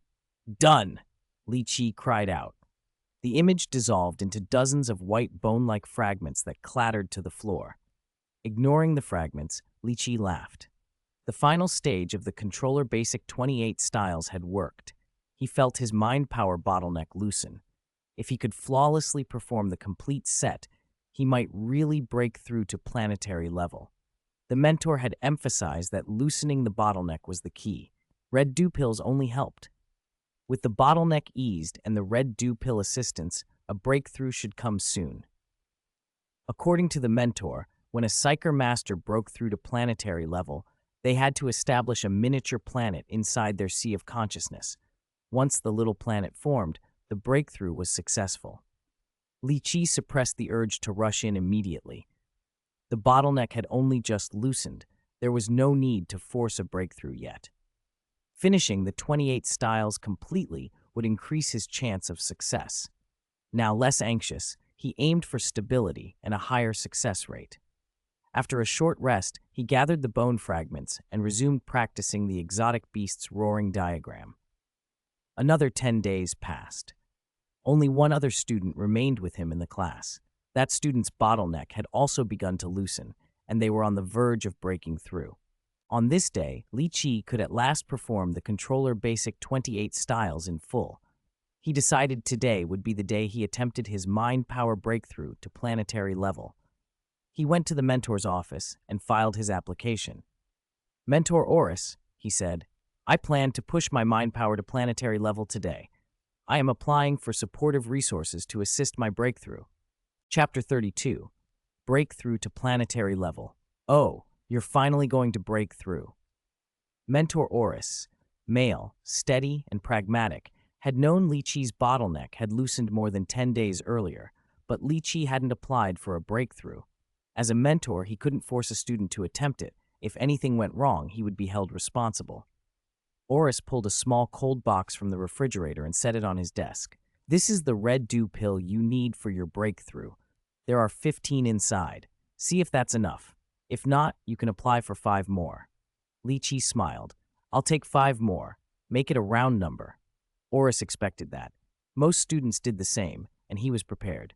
He set the first box back on the desk and took out another chilled container. "I'll add this as well. This box has 20 red dew pills. Scan the ID code on your communicator to take them with you." "Thank you, Mentor Oris." Li Qi scanned the code, accepted the 2 sets of pills, and was about to leave when he paused and turned back. Oris looked up. "Do you need anything else?" Li Qi hesitated, rubbed the back of his head. "Mentor, I want to apply for another set of breakthrough resources." "For another set?" Oris raised an eyebrow, then realization softened his expression. "You're a Psyker master. Are you planning to take your body's physical quality to planetary level after your mind power breaks through?" "Yes." Oris nodded and handed him another chilled box. "After you apply, a document with the breakthrough details will be sent to your communicator. Read it carefully." "Thank you, Mentor Oris. I'll do that." "Good luck. I hope you awaken a powerful special ability when your physical quality reaches planetary level." Oris's wish was genuine. Li Qi bowed, took the 2 sets of breakthrough resources, and returned to his room to prepare. In his room, he set the boxes aside and opened his communicator. He read the message titled, "Psyker Master Breakthrough Details." The description was clinical but precise. To break through to planetary level, a Psyker Master must compress a portion of the mind power in the sea of consciousness and detonate it when the mind power is transitioning from liquid to solid. Even if the detonated mind power forms a singularity, it will draw in all mind power from the sea of consciousness. The task was to compress the attracted mind power into a miniature planet. Li Qi closed the message, left the martial artist breakthrough details unread for the moment, and began his breakthrough. He opened one of the cold boxes, and a rush of chilled air spilled out. He popped a red dew pill into his mouth, chewed and swallowed the cooling pulp. He took another, then another, until he had consumed 10 pills from the first set. The pill's effects surfaced quickly. His mind sharpened, sensations intensified. Sea of consciousness. Inside the translucent mist of his inner world, Li Qi saw mind power in 3 states: gaseous, liquid droplets, and a few solid nodes, floating throughout the sea of consciousness. He murmured a command, "Gather." The liquid droplets obeyed like soldiers obeying a drill sergeant. They converged toward the center, becoming tiny streams that fed into a constantly rotating transparent sphere. As it turned, it swallowed more liquid and gaseous mind power, forming shimmering, dragon-like wisps around it. "Begin compression," Li Qi ordered. The transparent sphere stopped absorbing and spun faster, shrinking with each rotation. The mind power inside grew denser and began to coalesce. Then Li Qi triggered the detonation. "Now! Explode for me!" His thought vibrated through the sea of consciousness. The compressed sphere ruptured. The near-solid mind power atomized into a mist that surged outward like a blast wave, filling and then emptying the sea of consciousness. At the center of the rupture, where the detonation had been most intense, a singularity formed like a collapsing star. Its gravity drew every scrap of gaseous, liquid, and solid mind power into itself. As everything converged, the chaotic mist fused. For a breathless moment, the sea of consciousness was empty, dark, utterly silent, as if a universe had lost its light. Then, from the singularity's core, a ball of light slowly emerged like a newborn star. It glowed with a crystalline structure, a 32-sided crystal at its core, surrounded by countless pyramid-shaped facets, a halo shimmering on its surface. A peculiar fluctuation radiated from it and propagated from Li Qi's inner world to his physical body. "I've finally broken through to planetary level." Excitement and relief rose in him. A miniature, self-rotating planet hovered within his sea of consciousness. He could feel its tiny magnetic field and gravitational pull. "So this is a planetary magnetic field," he murmured, testing the sensation. With a thought, he let streams of refined mind power flow from the miniature planet throughout his body. When the planetary-level mind power permeated him, Li Qi's entire physiology shifted. Bones, marrow, meridians, muscles, fascia, skin. Every tissue underwent rapid transformation. The genetic primal energy in his body began to break down and recombine. It wasn't subtle, it was a life leap. He felt his vitality swell. Breath no longer seemed strictly necessary. His body could continue maturing beyond the limits he'd reached as an apprentice-level 9-stage martial artist. Previously, his life level had capped his physical quality. With this leap, his life level had reset, like starting again from infancy, so his physical quality could grow further. This feeling, incredible. He closed his eyes and savored it. But then a question pricked at him. He opened the communicator and read, "Martial Artist Breakthrough Details." Physical quality breakthroughs were, as people commonly said, to planetary level, but the more accurate requirement was for genetic primal energy to reach planetary level. Genetic primal energy drew from universe energy, which the body absorbed and converted into one of 8 elemental attributes: metal, wood, water, fire, earth, wind, lightning, or light. The attributes were not ranked. Each had strong and weak manifestations. Special abilities came from a combination of genetic primal energy and the universe's granting and fell into one of those 8 categories. For example, the metal attribute's Vajra body could be extremely formidable if strong, every part of the body enhanced and reinforced, or, if weak, manifest only as slightly tougher skin and bones. The difference was massive. Li Qi clicked his tongue. The variability could be terrifying. He set the communicator aside with a small sigh and prepared to push his genetic primal energy to planetary level. He hoped his special ability would not be disappointing. To assist the genetic primal energy breakthrough, he swallowed the remaining 10 pills from the first set, and then every pill from the second set. The red dew pill's auxiliary effects were more effective for genetic primal energy breakthroughs than for mind power breakthroughs, so taking them all together made sense. He stood, centered himself, and began the exercises outlined in the martial artist breakthrough details. The routine consisted of 2 sequences, 12 movements to open the Dantian, and 9 movements to condense a miniature planetary core, repeating the 9-movement sequence 3 times. From the first movement, warmth spread through his limbs. With each motion, his cells felt as if they were boiling. Unabsorbed genetic primal energy collected like drops of water and flowed into his lower abdomen. As he completed the 12th movement, countless streams converged and spun into a sphere. With a detonating boom, the sphere exploded, and a Dantian that had not existed before opened inside him, an empty chamber filled with atomized genetic primal energy. He moved into the second sequence. On the first round of 9 movements, the atomized energy began to rotate. On the second round, it condensed into a liquid sphere, spinning faster and compressing. By the third round, the sphere solidified into a miniature planet, green and composed of countless 6-sided crystals, emitting its own strange fluctuation.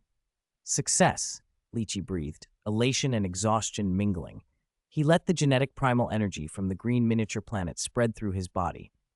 Immediately, a peculiar phenomenon occurred far away in the special training camp. A student's seed, brought from home and only just sprouting, suddenly grew at a visible, accelerated rate, leaves and stem unfurling as if touched by a gust of life. The fluctuation from Lychee's breakthrough had reached out and stirred living things nearby. Lychee steadied himself. 2 breakthroughs achieved, mind power at planetary level and genetic primal energy at planetary level. What his special ability would be remained to be revealed, but for now he tasted new heights of power and the vast potential they opened. Chapter 33, Perception and Vision, Special Training Camp.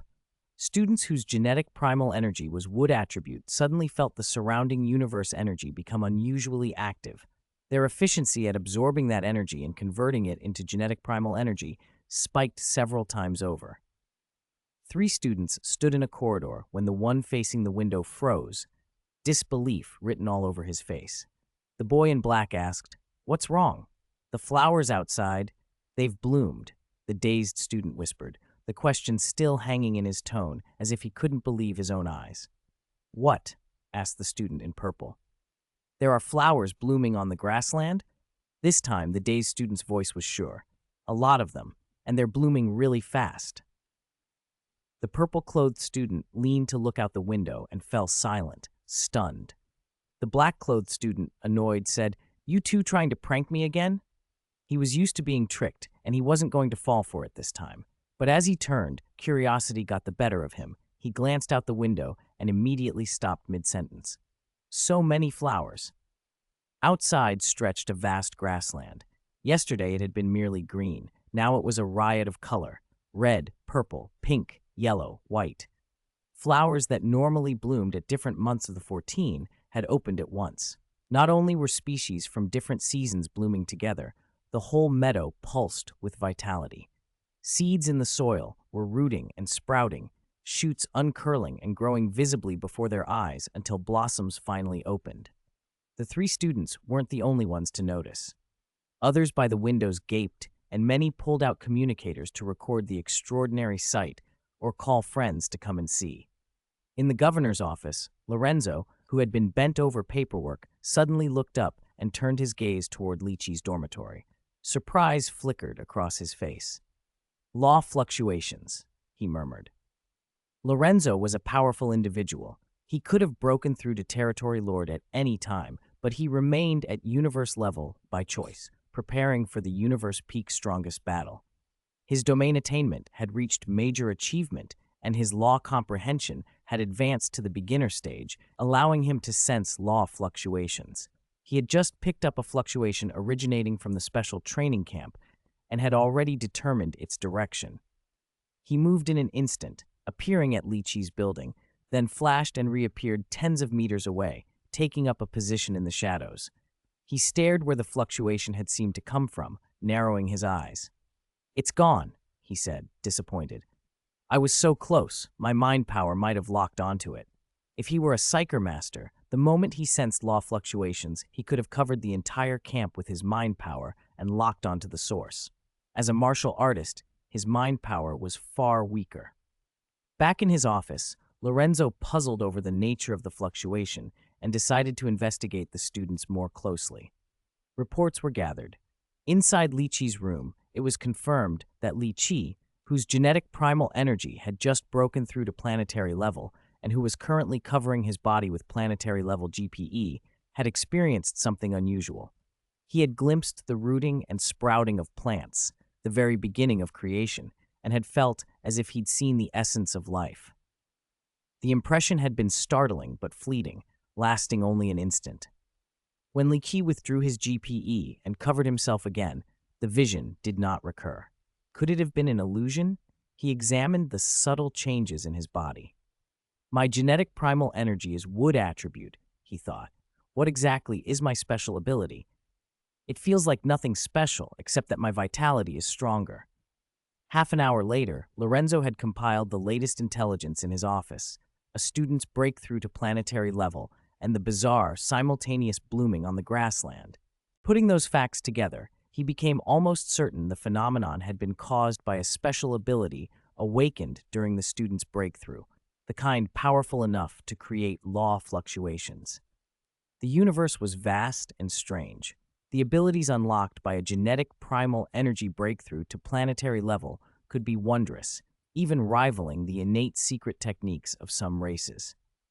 Because of the potential implications, Lorenzo decided to inform Territory Lord Frank, head of the Cultivation Planet Management Department.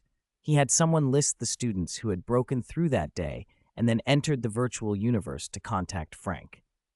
In the virtual universe, on Molten Rock Island of Qianwu Continent, Lorenzo met Frank in a richly appointed room.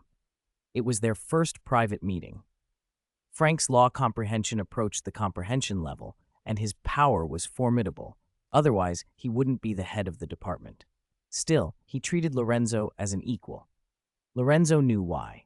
Though Lorenzo was still Ninth Order universe level by choice, his law comprehension matched Frank's, and his battlefield experience was even greater, which had earned him high favor from the Lava Emperor. Frank smiled and asked lightly, "Lorenzo, what brings you here today?" Lorenzo produced a bottle of fine wine, poured Frank a full glass, then poured one for himself. After that, he laid out what had happened at the special training camp and explained his conclusions. Frank's expression grew serious. He set his glass down and asked, "Have you told anyone else?" Lorenzo understood the gravity and shook his head. "Aside from those on Kuka Star, no one else knows." "Good," Frank said. "Seal off Kuka Star, no one in or out, and cut its virtual universe connection to the Empire's network. We can't let this spread." Frank relaxed a fraction. "I'll speak with His Majesty immediately. Leave Kuka Star to me." Kuka Star and the entire Cultivation planet system were on the local human virtual universe network, which the Lava Empire controlled absolutely. Blocking the planet was straightforward. Lorenzo nodded. "I'll arrange it right away." Then the two left the virtual universe and went to carry out their orders separately. Chapter 34.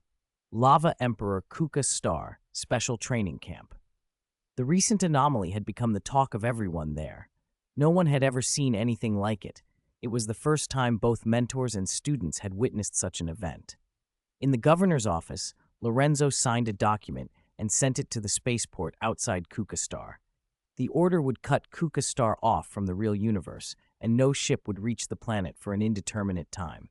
He had already used his authority to disconnect Kuka Star's virtual universe network from the outside. Kuka Star is sealed. The information hasn't spread through the virtual universe. Now we just wait for the Empire's orders, he reported. Only after confirming the cutoff did Lorenzo finally breathe easier. He exhaled softly. "I've only been governor of Kuka Star for less than a year, and I've already alarmed the Lava Emperor. Thank goodness nothing worse happened.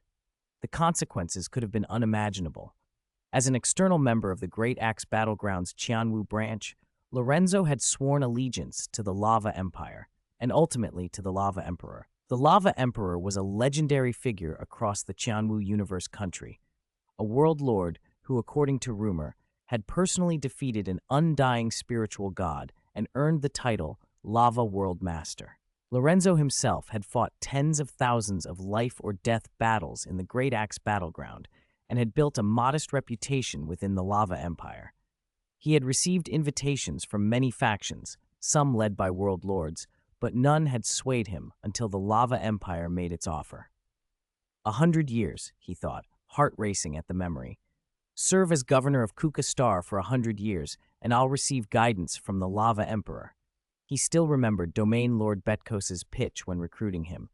Join the Empire and serve 100 years, and you will receive personal guidance from His Majesty. That is the Emperor's promise. The Lava World Master specialized in the laws of fire and earth. Lorenzo's own affinity lay with the law of fire, which was why the chance of guidance from the Lava Emperor consumed him.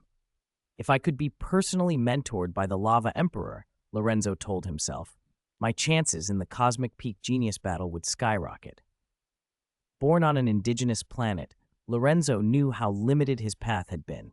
He had made the most of what he'd been given, but compared to geniuses with famous mentors, he was at a severe disadvantage.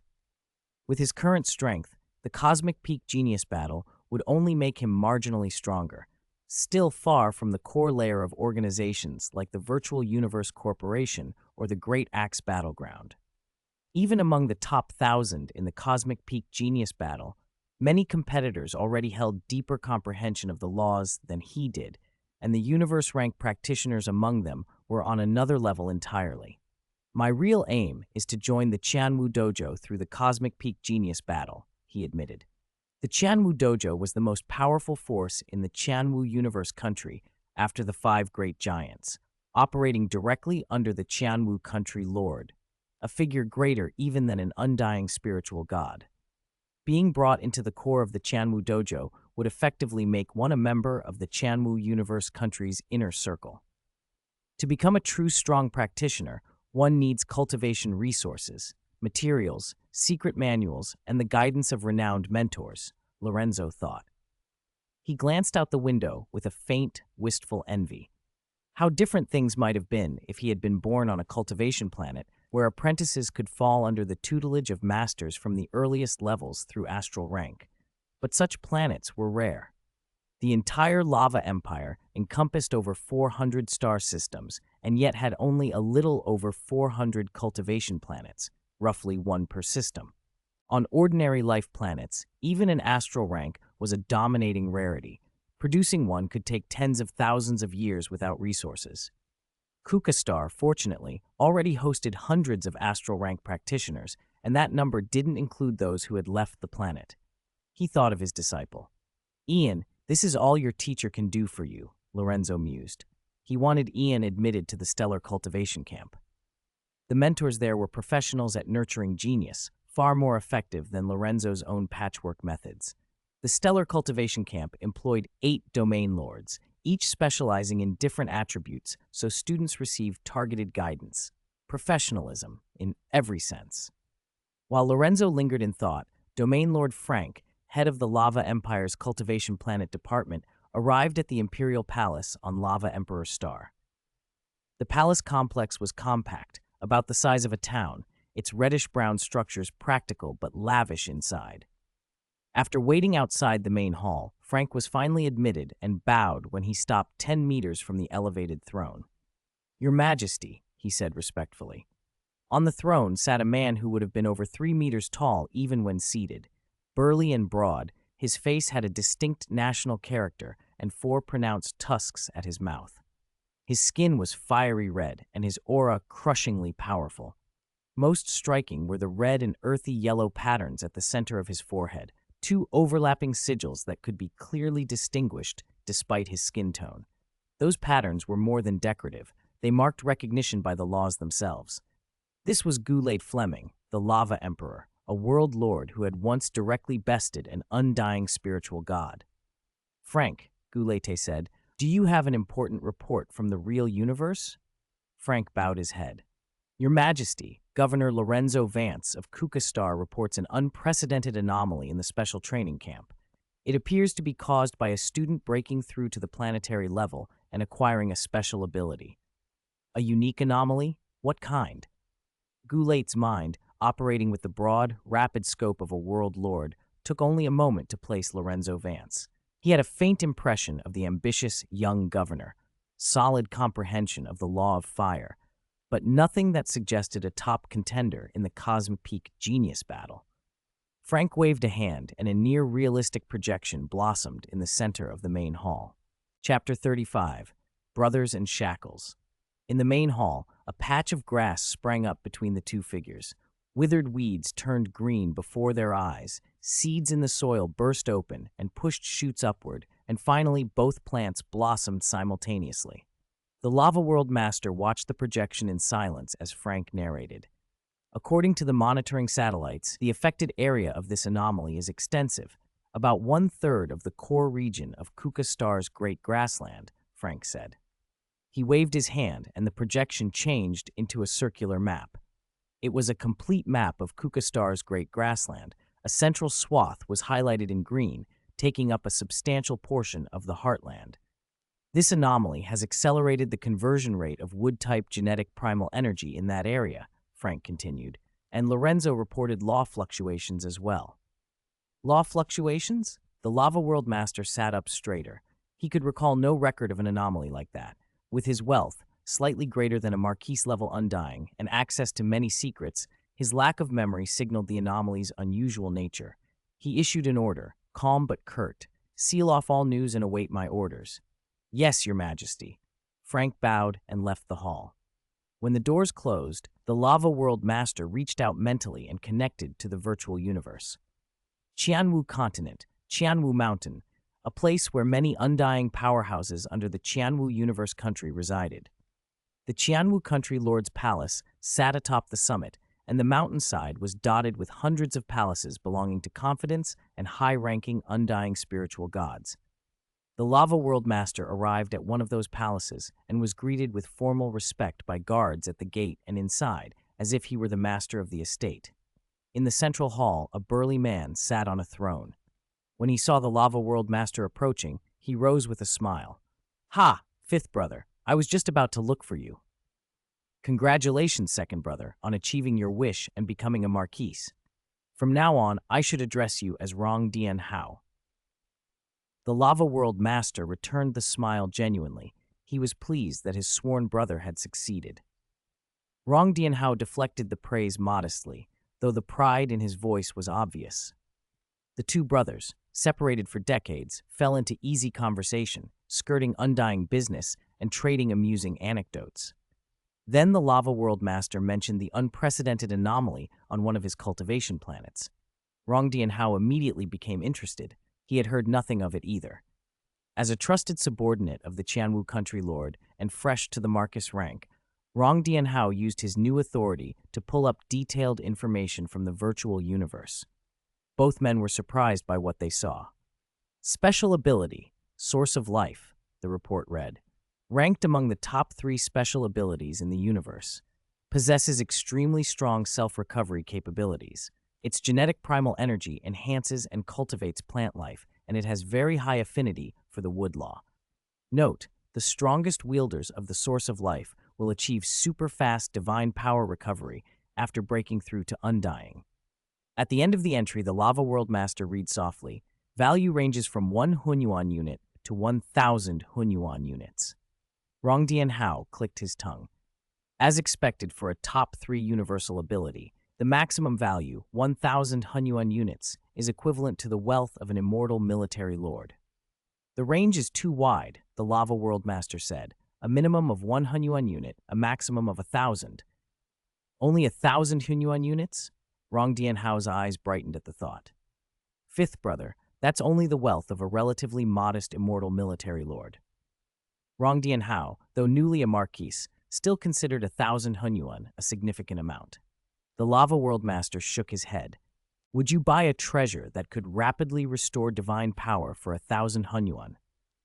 Buy, Rong Dian Hao answered without hesitation. If I had the money, I'd buy as many as I could. The greatest value of the source of life is indeed its potential for rapid divine power recovery, the Lava World Master acknowledged. But that peak effect is hard to guarantee. Rong Dian Hao agreed. With law affinity as a baseline, the upper limit of fast divine power recovery is really a gamble. I think the source of life will have strong recovery and be valuable for possession cultivation of juniors. But special abilities aren't racial talents. After possession and soul replacement, how much of that valuable law affinity remains? I'd value it between 3 and 5 Hunyuan units. Only 5 Hunyuan units, the Lava World Master echoed with a soft laugh. I was planning to cultivate this one myself, but the Cosmic Peak Genius battle is only 82 years away. If I had more time, perhaps I could have better judged his potential. Rong Dian Hao patted his shoulder. Whatever you decide, second brother, you have my support. Thanks, the Lava World Master said with a smile. We're sworn brothers, no need for formalities. Rong Dian Hao produced several bottles of the Lava World Master's favorite wine. Come, let us drink. They drank heartily. The bottles consumed cost a total of 0.1 Hunyuan units. When the Lava World Master departed, Rong Dian Hao's smile faded as he looked at the empty bottles scattered around the hall. If only you had listened to me and let go of your pride back then, he sighed to himself. Back in reality, the Lava World Master's consciousness stirred and a new projection appeared. It showed the bust of a young man with a brief profile. The image portrayed a teenager with black hair and eyes, fair skin, and a slender frame. The Lava World Master read the name quietly, Li Chi Royce. Kuka Star, Royce family. The name made him think of another promising youth, Ron Royce, someone who had reached domain 8-fold before 50, a rare talent in the 300 epochs since the Lava Empire's founding. Had Ron been nurtured for a few more millennia, his chances in the Cosmic Peak Genius battle could have put him among the Qianwu Universe country's top 1,000. Instead, Ron had perished during a trial at the Stellar Cultivation camp, and the incident had led the Empire to destroy a World Lord family in retaliation. Looking at Li Chi's dossier, the Lava World Master murmured inwardly, his foundation is weak. He still needs polishing. But it's fine. In 82 years, he'll still be under 100. The Cosmic Peak Genius battle will temper him. The Lava World Master had been cultivating talents for over 300 epochs, 3 million years. In that time, his students had entered more than 700 Cosmic Peak Genius battles. Over 10 of his geniuses had broken into the Qianwu country's top 1,000. Only one had ever reached the universe's top 7,300 before being eliminated in the second stage first round. Even reaching 17,300 was a rare achievement. Across the 1,004 human universe countries, each sends 1,000 geniuses to the finals, over 1 million competitors. So to make it to 17,300 was to surpass most of them. The Lava World Master knew how ruthless the Cosmic Peak Genius battle was. With a source of life ability, his talent ranks among the best I've cultivated in 3 million years, he thought. Talent provided a foundation, but comprehension, will, state, and luck all determined how far a genius could go. He rarely pinned his hopes on any one student now. The temperament to forge a top universe genius was brutal and uncertain. If not for the Qianwu country lord's pledge to support his efforts, he would long ago have given up. That promise had brought him and Rong Dian Hao vast wealth, but it had also forged an unbreakable constraint. To most, he seemed formidable, a world lord capable of challenging an undying spiritual god head-on. Only a few knew his private hardships. For an ordinary world lord to break through to undying required overcoming two great difficulties: comprehending a lower law fully and gaining complete bodily control. He had already comprehended the fire law. The earth law was nearly finished. He could control his body wholly and had even entered the space law. Yet he still could not break through to become an undying spiritual god. There was a third, terrible difficulty: breaking the core with his own power and completing the divine power infusion. Without breaking the core, even the comprehension of origin laws would be useless. He could not become undying. Undying spiritual gods enjoyed eternal lifespans, untouched by the erosion of time. A world lord, however powerful, without undying status could only live 10 million years. After that, only the inner world remained. Chapter 36, Desire to Become Stronger. Kuka Star, Special Training Camp. The strange phenomenon on the grasslands that morning was already fading from conversation, replaced by talk of a new announcement. At noon, the Special Training Camp released a notice. The ranking trials for the Cultivation Camp were about to begin. Students would be divided into 7 levels, and the lowest-ranked students in each level would be eliminated. The big shock was the elimination quota, 1/10. Students and instructors clustered around the light screens, arguing in disbelief. What? The first ranking trial will eliminate 10% of everyone. A student who had survived the old unified cultivation camp shook his head. Sigh. It's not just this time.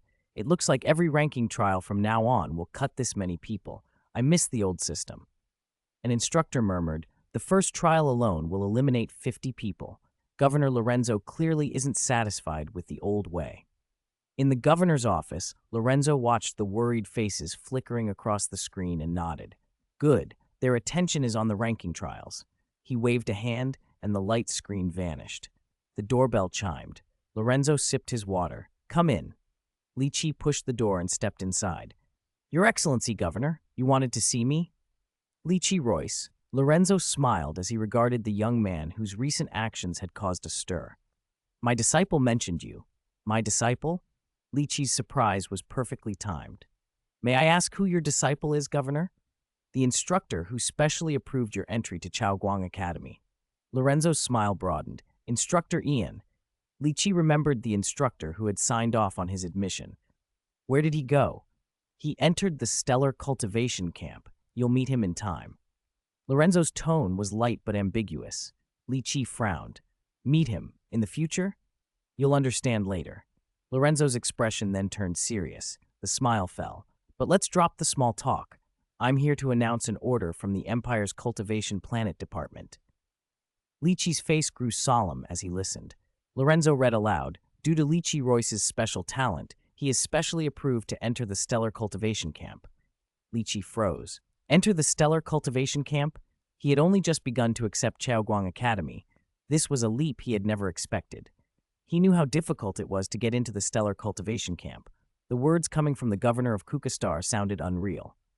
Your Excellency, Governor, is this order genuine? He asked, trying to keep his voice steady. Lorenzo nodded. Yes, you heard correctly. Joy flared inside Li Chi. Getting into the Stellar Cultivation Camp meant privileges that could save his family's ranch. He suppressed his excitement, though. Lorenzo's next words stopped him cold. Don't be too happy, Lorenzo said. Although the Empire issued the approval, I don't intend to accept it. What? You don't intend to accept it? Li Chi's face went numb. Panic edged his voice. He had finally gotten a chance that could resolve everything. How could the governor refuse it? He wanted to argue, to plead, but he forced himself silent. Lorenzo was a universe rank expert, the governor of Kukastar. Opposing him would be futile and dangerous. Li Chi felt a sharp, humiliating awareness of his own powerlessness. Weakness, he thought, is the original sin. I must become stronger. Lorenzo watched him, and his eyes narrowed. To be honest, sending you into the Stellar Cultivation Camp at your current level would do more harm than good. Either you'll be eliminated quickly, or you might die during a trial. Do you know the death rate in that camp? He continued. 47%, nearly half. And to advance there, you have to survive 3 trial missions. The geniuses you'll be competing against. Many of them have perfection-level skills. Yours aren't even close. Lorenzo's words were blunt.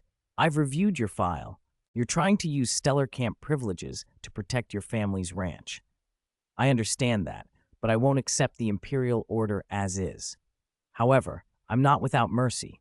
I'll give you a chance.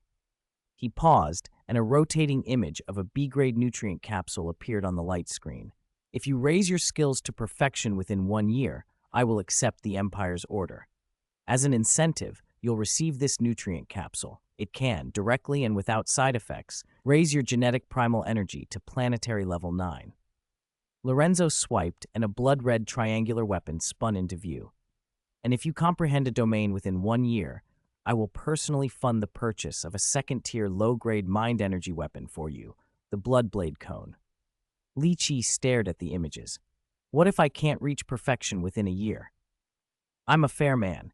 If you don't meet the requirement, you'll have to join the regular competition with the other students. Lorenzo's voice was final. Li Chi bowed his head, resolve hardening. I will make my skills reach perfection within 1 year. This was an opportunity, a guaranteed entry into the Stellar Cultivation Camp, and powerful rewards if he succeeded. He couldn't afford to let it slip away. Go back and cultivate then, Lorenzo said, dismissing him. I hope you seize this chance. Yes, Your Excellency, Governor. Li Qi bowed respectfully and left. As Li Qi departed, Lorenzo allowed a small, approving thought. The young man had good willpower. He hadn't broken down when told he might lose the opportunity. Lorenzo tapped the light screen, and a new message appeared from Domain Lord Frank. Its contents differed from the imperial order Lorenzo had just read.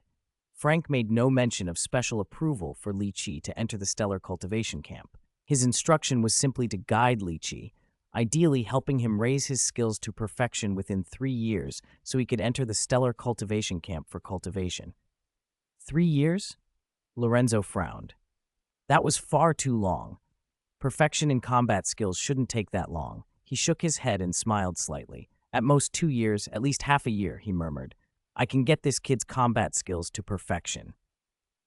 Chapter 37. Enlightenment and Perfect Level. Leaving the governor's office, Li Qi walked back toward his room, lost in thought. If I think about it carefully, the governor's so-called special approval for me to enter the stellar cultivation camp probably doesn't exist, he mused. I never received any official notice, nor did he show me any order. He gave me a year to raise my combat skills to perfection. Obviously, perfection is the minimum required of students at the stellar cultivation camp. So it was a provocation, but was it purely a provocation? He paused by a corridor window and watched the wildflowers blooming across the prairie. They were beautiful, but he had no mood to appreciate them. His hands tightened into fists. That huge gap in strength and status, what it really makes me feel is the helplessness of being weak, not motivation, he thought. In my previous life, I lived in a peaceful country, and in this life, on a peaceful planet. I'd forgotten the world has never been truly peaceful. A bitter joke from his past came to mind. Small countries stay peaceful only because America hasn't bothered with them. Li Qi took a breath, turned, and continued to his room. From this morning on, I have no choice. Either I keep moving forward and become strong, step by step, or I die trying. People had been talking about the anomaly on the prairie that morning, and Li Qi had heard the rumors. By comparing times, he realized the anomaly coincided with his breakthrough to planetary level and the awakening of his special ability, so the anomaly was caused by him. Any powerful empire would make the same deduction. He understood he had now entered the attention of high-level imperial officials. When he'd spoken with the governor earlier, there had been some acting in the conversation, but the governor genuinely wanted him in the stellar cultivation camp. If Li Qi met the requirements, he would be safe, and the ranch crisis could be resolved. Even though he felt safe now, the idea that someone else might dictate his life or death was intolerable. Back in his room, Li Qi sat on the bed and reviewed the relationship between perfection-level combat skills and domain. Perfection-level combat skills pursue absolute control, controlling everything in the environment, even dictating the rhythm of battle, both the enemy's and one's own. Perfection skills are the embryo of domain, but grasping domain doesn't always require perfection-level skills. You need to understand concept before you can comprehend domain. Once you understand domain, perfection-level skills follow naturally. He knew well that concept, domain, and law corresponded to universe rank, territory lord rank, and world lord rank. Understanding the earlier leads to no bottleneck in breaking through to the next. Of course, resource-poor practitioners still face difficulty accumulating the energy needed, and even with comprehension, they may not advance. The ranking battle is coming soon, and my skills are close to perfection. Enough for the trial. I can also use techniques I normally wouldn't, he thought. He felt no real worry about the ranking battle. Psyker Masters enjoyed a considerable advantage at the planetary level. A few days later, in the virtual universe at the Kuka Star Special Training Camp, the ranking trial began. In one of the arenas, 2 figures fought high above the prairie. Li Qi gripped his battle blade, 8 bone cones circling him, engaging fiercely with his opponent.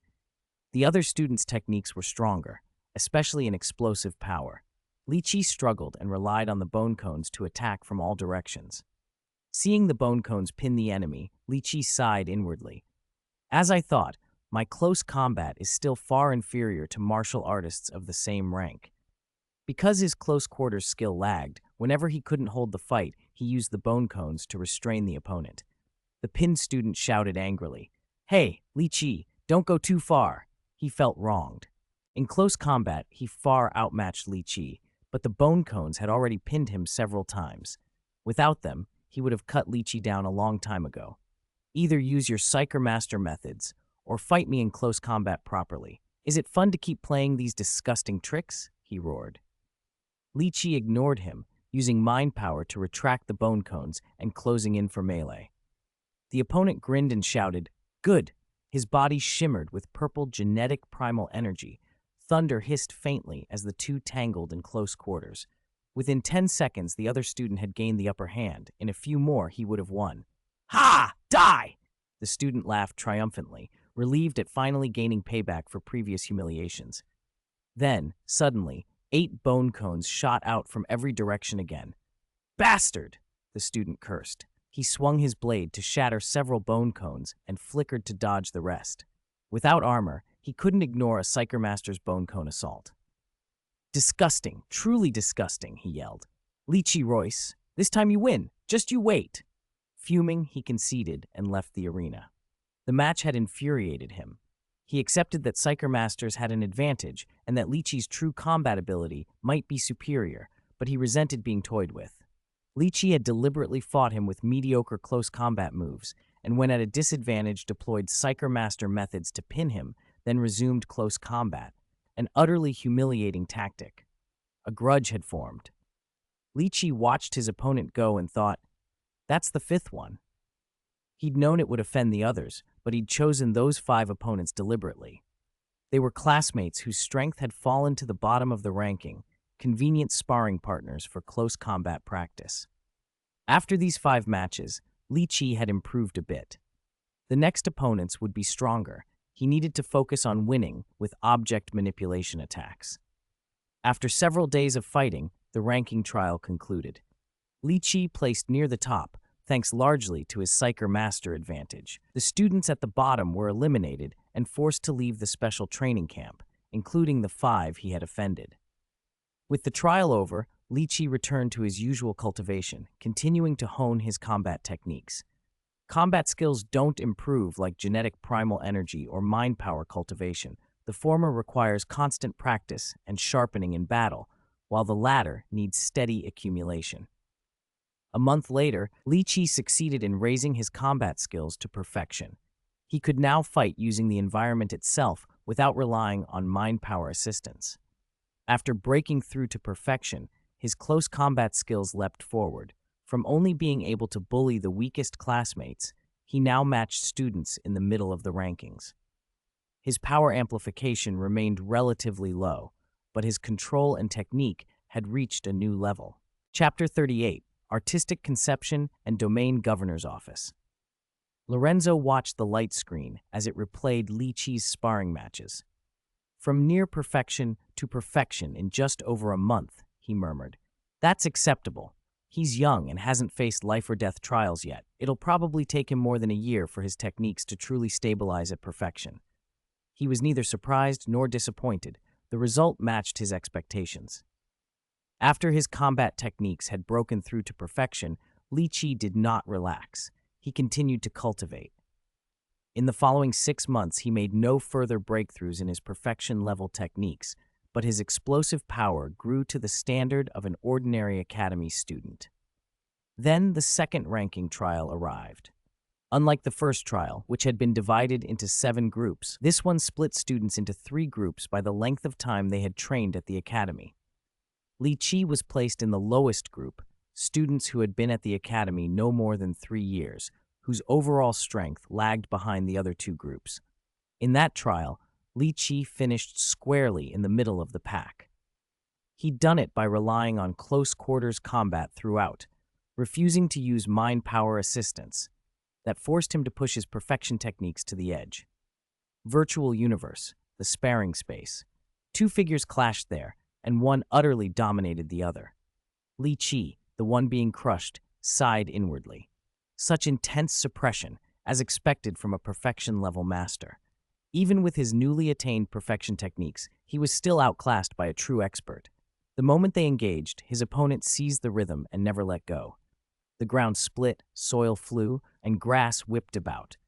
The collision of two planetary-level powers turned the grassland into a pockmarked field, riddled with craters as if struck by a meteor shower.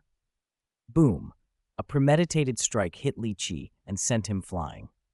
The earth he'd used to dissipate the force shattered like the surface of a shell under bombardment, hurling dirt and blades of grass in every direction. He slammed into the ground so hard a gully was carved into the earth. When he finally stopped, a small mound of earth had risen behind him. Annoying, his opponent snapped. With a single blow, he'd propelled Li Qi across the field. Now he was fed up. Li Qi kept trying to back out of engagements, and because the opponent used mind power to assist his control over the fight, pure suppression wouldn't finish him. He could force Li Qi back, but not end it. That frustration burned in the opponent's chest. Smelling fresh earth, green genetic primal energy flickering around him, Li Qi eyed the other combatant 10 meters above the ground and launched himself. Dong! With a heavy impact, he transformed into a streak of green light and charged. The opponent's eyes narrowed, fierce and unblinking. If you want to play this game, then fine. Let's see who lasts. Golden genetic primal energy flared from him. He turned into a golden beam that braided with Li Qi's green one. As they collided, something felt wrong to Li Qi. His opponent wasn't going all out like before. He was deliberately controlling the pace, suppressing rather than striking to kill. Li Qi slashed with his battle blade. Green light streamed from the blade and sliced toward his foe. The opponent anticipated it, smoothly dodging and then parrying with his own blade, neutralizing the attack. Li Qi kept pressing, launching attack after attack. His opponent mostly dodged and deflected, never committing to finish him. After several rounds of this, Li Qi understood the tactic. He's trying to exhaust me, he thought. It was a war of attrition. His opponent's superior techniques and control of the fight meant far less genetic primal energy spent on his side. If this dragged on, Li Qi's reserves would be emptied long before his opponent's. I have to take back control of the rhythm, turn the pressure onto him, he decided. Li Qi tried to disengage and accelerate the blade speed, throwing out strikes driven by massive bursts of genetic primal energy. The sudden increase in tempo forced the opponent to stop dodging and prepare to block outright. Finally, he can't hold back, the opponent exulted inwardly. He took Li Qi's escalation for a dying struggle. The faster the blade, the more energy Li Qi would consume. He laughed in his mind. You use mind power to stop me from finishing you with suppression, but I'll bleed you dry. He braced and kept blocking Li Qi's onslaught with his battle blade. Li Qi's attacks grew faster and faster, each one quicker than the last, like breaking waves rising higher and higher. The opponent's face went pale. He, a perfection-level fighter, was being driven back by another perfection-level combatant. Without anything else to occupy him, Li Qi's eyes fixed on his opponent, swinging again and again, as if on instinct. Within 2 or 3 seconds, he poured out over 10 strikes, his internal genetic primal energy nearly depleted. Gathering the last of his reserves, he pushed everything into one final, blindingly fast strike, the fastest he had ever made. Block it! Block it! His opponent roared inside. He tried, but the block failed. Li Qi's blade, a stream of green light, swept diagonally from his left shoulder to the opponent's lower right. The opponent's hand had not finished its blocking motion. How could this be, he thought, stunned and confused. Then he saw Li Qi, bathed in green light, 10 meters away, and everything clicked into place. It was a domain. The space wrapped in that green glow was under Li Qi's control. The domain had interfered with his body, preventing its movements from matching his thoughts. That was why he hadn't been able to block the strike in time. Is this what they call domain control? The opponent breathed, eyes filled with a mix of envy and disbelief. As someone with perfection-level techniques himself, he knew that perfection was the embryonic form of a domain.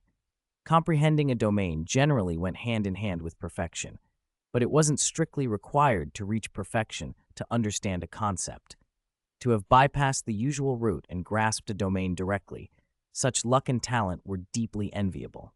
He closed his eyes in resignation and left the sparring space as the defeated party.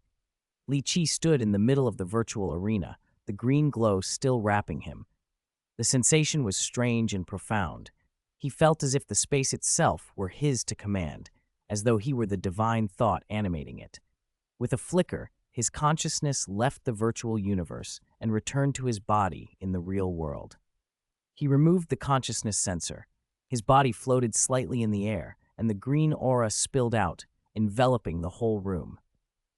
For a short moment, he felt the room was under his dominion. Objects drifted and hovered without his using any mind power. After experimenting with the domain's effects for a while, he grew puzzled. When did I comprehend this concept, he wondered. Then a memory surfaced, the same profound sensation he'd felt when his genetic primal energy had broken through to planetary level. At the time, it had felt like catching the true meaning of life itself. Now he realized that that sensation had not been a hallucination, but the moment he caught a concept. If I've truly comprehended a domain, he decided, then I need to go to the governor and claim my reward. Lychee stood, opened the door, and walked toward the governor's office.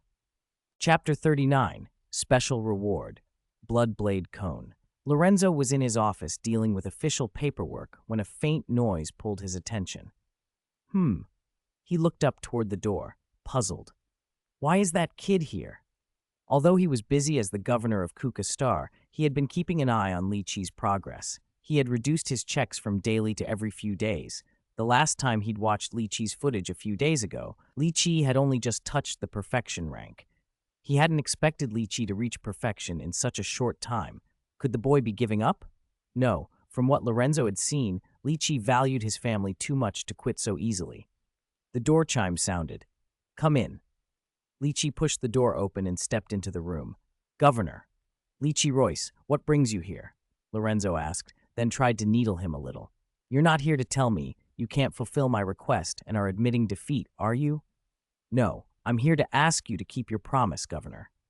Though Lychee was respectful in tone, his words were blunt. Keep my promise so your combat skills have reached perfection? Lorenzo smiled. His watch had paid off. Lychee shook his head. No. Lorenzo's smile faded. Not even perfection? So are you? He stopped mid-sentence. His face changed. His eyes widened, reflecting a spreading green light. Lychee stepped forward, and a vibrant green aura unfurled from him, filling the room. In an instant, aside from Lorenzo's desk, the office was suffused with wood genetic primal energy. Domain. Even Lorenzo couldn't hide his surprise. He actually comprehended a domain. From the center of the aura, Lychee spoke calmly. Governor, I haven't reached the perfection rank yet, but I have comprehended a domain. Lorenzo was stunned. Lychee had only just grazed perfection. How could he suddenly manifest a domain? When had he mastered the concept? Lorenzo had been paying attention, but missed every sign of this breakthrough. After a moment of stunned admiration, he recovered himself. If Frank, the domain lord in charge of the Empire's planetary management, and the higher-ups were watching this boy, he must indeed be a prodigy. That explanation calmed him. Governor? Lychee prompted. All right. Lorenzo forced a smile and, to cover his earlier surprise, lavishly praised him. Lychee Royce, you really are a genius favored by the Empire. You flatter me, Governor, Lychee replied politely. Retract your domain for now. We should talk. Lychee withdrew his domain and listened. Lorenzo collected his thoughts and spoke slowly. To be honest, when we made our agreement, I thought you might reach perfection within a year. Comprehending a domain was never something I expected. That condition was mostly to push you. But you've actually done it. Lorenzo rubbed his temples. He hadn't intended to follow through if Lychee completed such an impossible-sounding task, but as a universe-rank official with standing, he couldn't go back on his word. You've kept your side. As promised, I will award you the low-grade second-order telekinesis weapon, the Bloodblade Cone. Lychee's expression faltered, but the stellar cultivation camp forbids bringing weapons and equipment inside. If he couldn't take it into the camp, what use would the Bloodblade Cone be? Keeping it at his family's home on peaceful Kuka Star seemed pointless. He frowned, unsure what to do. Lorenzo smiled at Lychee's concern. I'll speak with the person in charge of the stellar cultivation camp and try to get permission for you to bring the Bloodblade Cone in. He paused, then added, if I can't get them to allow it, I won't give you the weapon, but I will compensate you with 8 million lava coins. Lychee didn't really understand how much that was. Kukastar used a different currency, but he knew it was a significant sum. Thank you, Governor. This matters to my credibility, Lorenzo said. Wait here while I check. Lorenzo connected to the virtual universe network and navigated to Molten Rock Island in the Qianwu continent. He saw the person he wanted online and sent a message. A reply came. Let's discuss this in person. Lorenzo teleported into a richly appointed room where a man was pouring wine at a table. Domain Lord Betkos. Betkos set a glass before him. Sit. Lorenzo took his seat. I understood what you said. To be frank, His Majesty has been following that boy as well. As he suspected, the Emperor had taken an interest in Li. Betkos nodded. If it were anyone else, I'd never allow weapons into the stellar cultivation camp. But because the Emperor has high hopes for him, and because the boy has comprehended a domain, I'll permit it under my command. Thank you, Domain Lord Betkos. Lorenzo bowed slightly. Betkos waved a hand. Don't thank me yet. There are conditions. Lorenzo listened. First, he must enter the stellar cultivation camp under my command. Lorenzo had expected that and agreed. Second, the Blood Blade Cone will be issued as a special reward to him. Betkos refilled his glass and continued. Of course, you will still provide the reward. Lorenzo had no objection. 8 million lava coins was a small price for securing the weapon. And the third condition? The weapon will only be handed over after he completes the second trial mission, Betkos said. Lorenzo hesitated. You think 2 trial missions are too few? Betkos asked. He set the wine bottle down, a faint smile in his voice. No, if he can't pass 2 trial missions, he's not worthy of the Emperor's attention.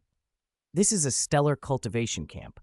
I'll arrange a ship to pick him up from your planet. Let him enjoy some time with his family. Who knows how long it will be before he returns? Lorenzo agreed. Very well, I'll let him know. He left the virtual meeting and returned to his office. Li Qi was still standing quietly. Lorenzo informed him the Stellar Cultivation Camp Command has agreed. The Blood Blade Cone will be issued as a special reward. Thank you, Governor, Li Qi said and bowed respectfully. With a second-order telekinesis weapon like the Blood Blade Cone, his chances of surviving inside the camp would improve dramatically. No need to thank me. Go home and prepare. A ship will be sent to pick you up soon. Spend some good time with your family before you leave. Li Qi's eyes softened. That's right, I haven't been home for almost a year. Thoughts of the family in the grassland valley filled his mind as he left Lorenzo's office to return home.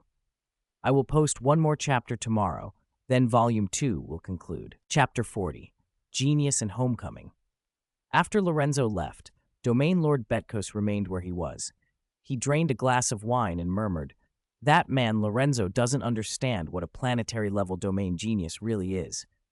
He and his disciple failed to get into the Great Axe battleground, so he thinks planetary-level domain geniuses are useless? Someone asked. The Lava Empire had existed for over 3 million years, and a planetary-level domain genius only appeared every few hundred or even 1,000 years. Each such emergence set off fierce competition among the 3 great stellar cultivation powers. Betkos set the glass down. Because the Lava Empire has a siphon effect, it attracts geniuses from intermediate universe countries. Planetary-level domain geniuses are still rare in most of those worlds. The Great Axe Battleground qualifies to host the Cosmic Peak Genius Battle and the big-name bouts between powerhouses. To them, planetary-level domain geniuses aren't all that important. He smiled wryly. Those 3 giants always act arrogantly. Most of their branches are private preserves for powerful families. Why would they let an outsider without a solid background grab one of their core member slots? He poured another glass and finished it in one gulp.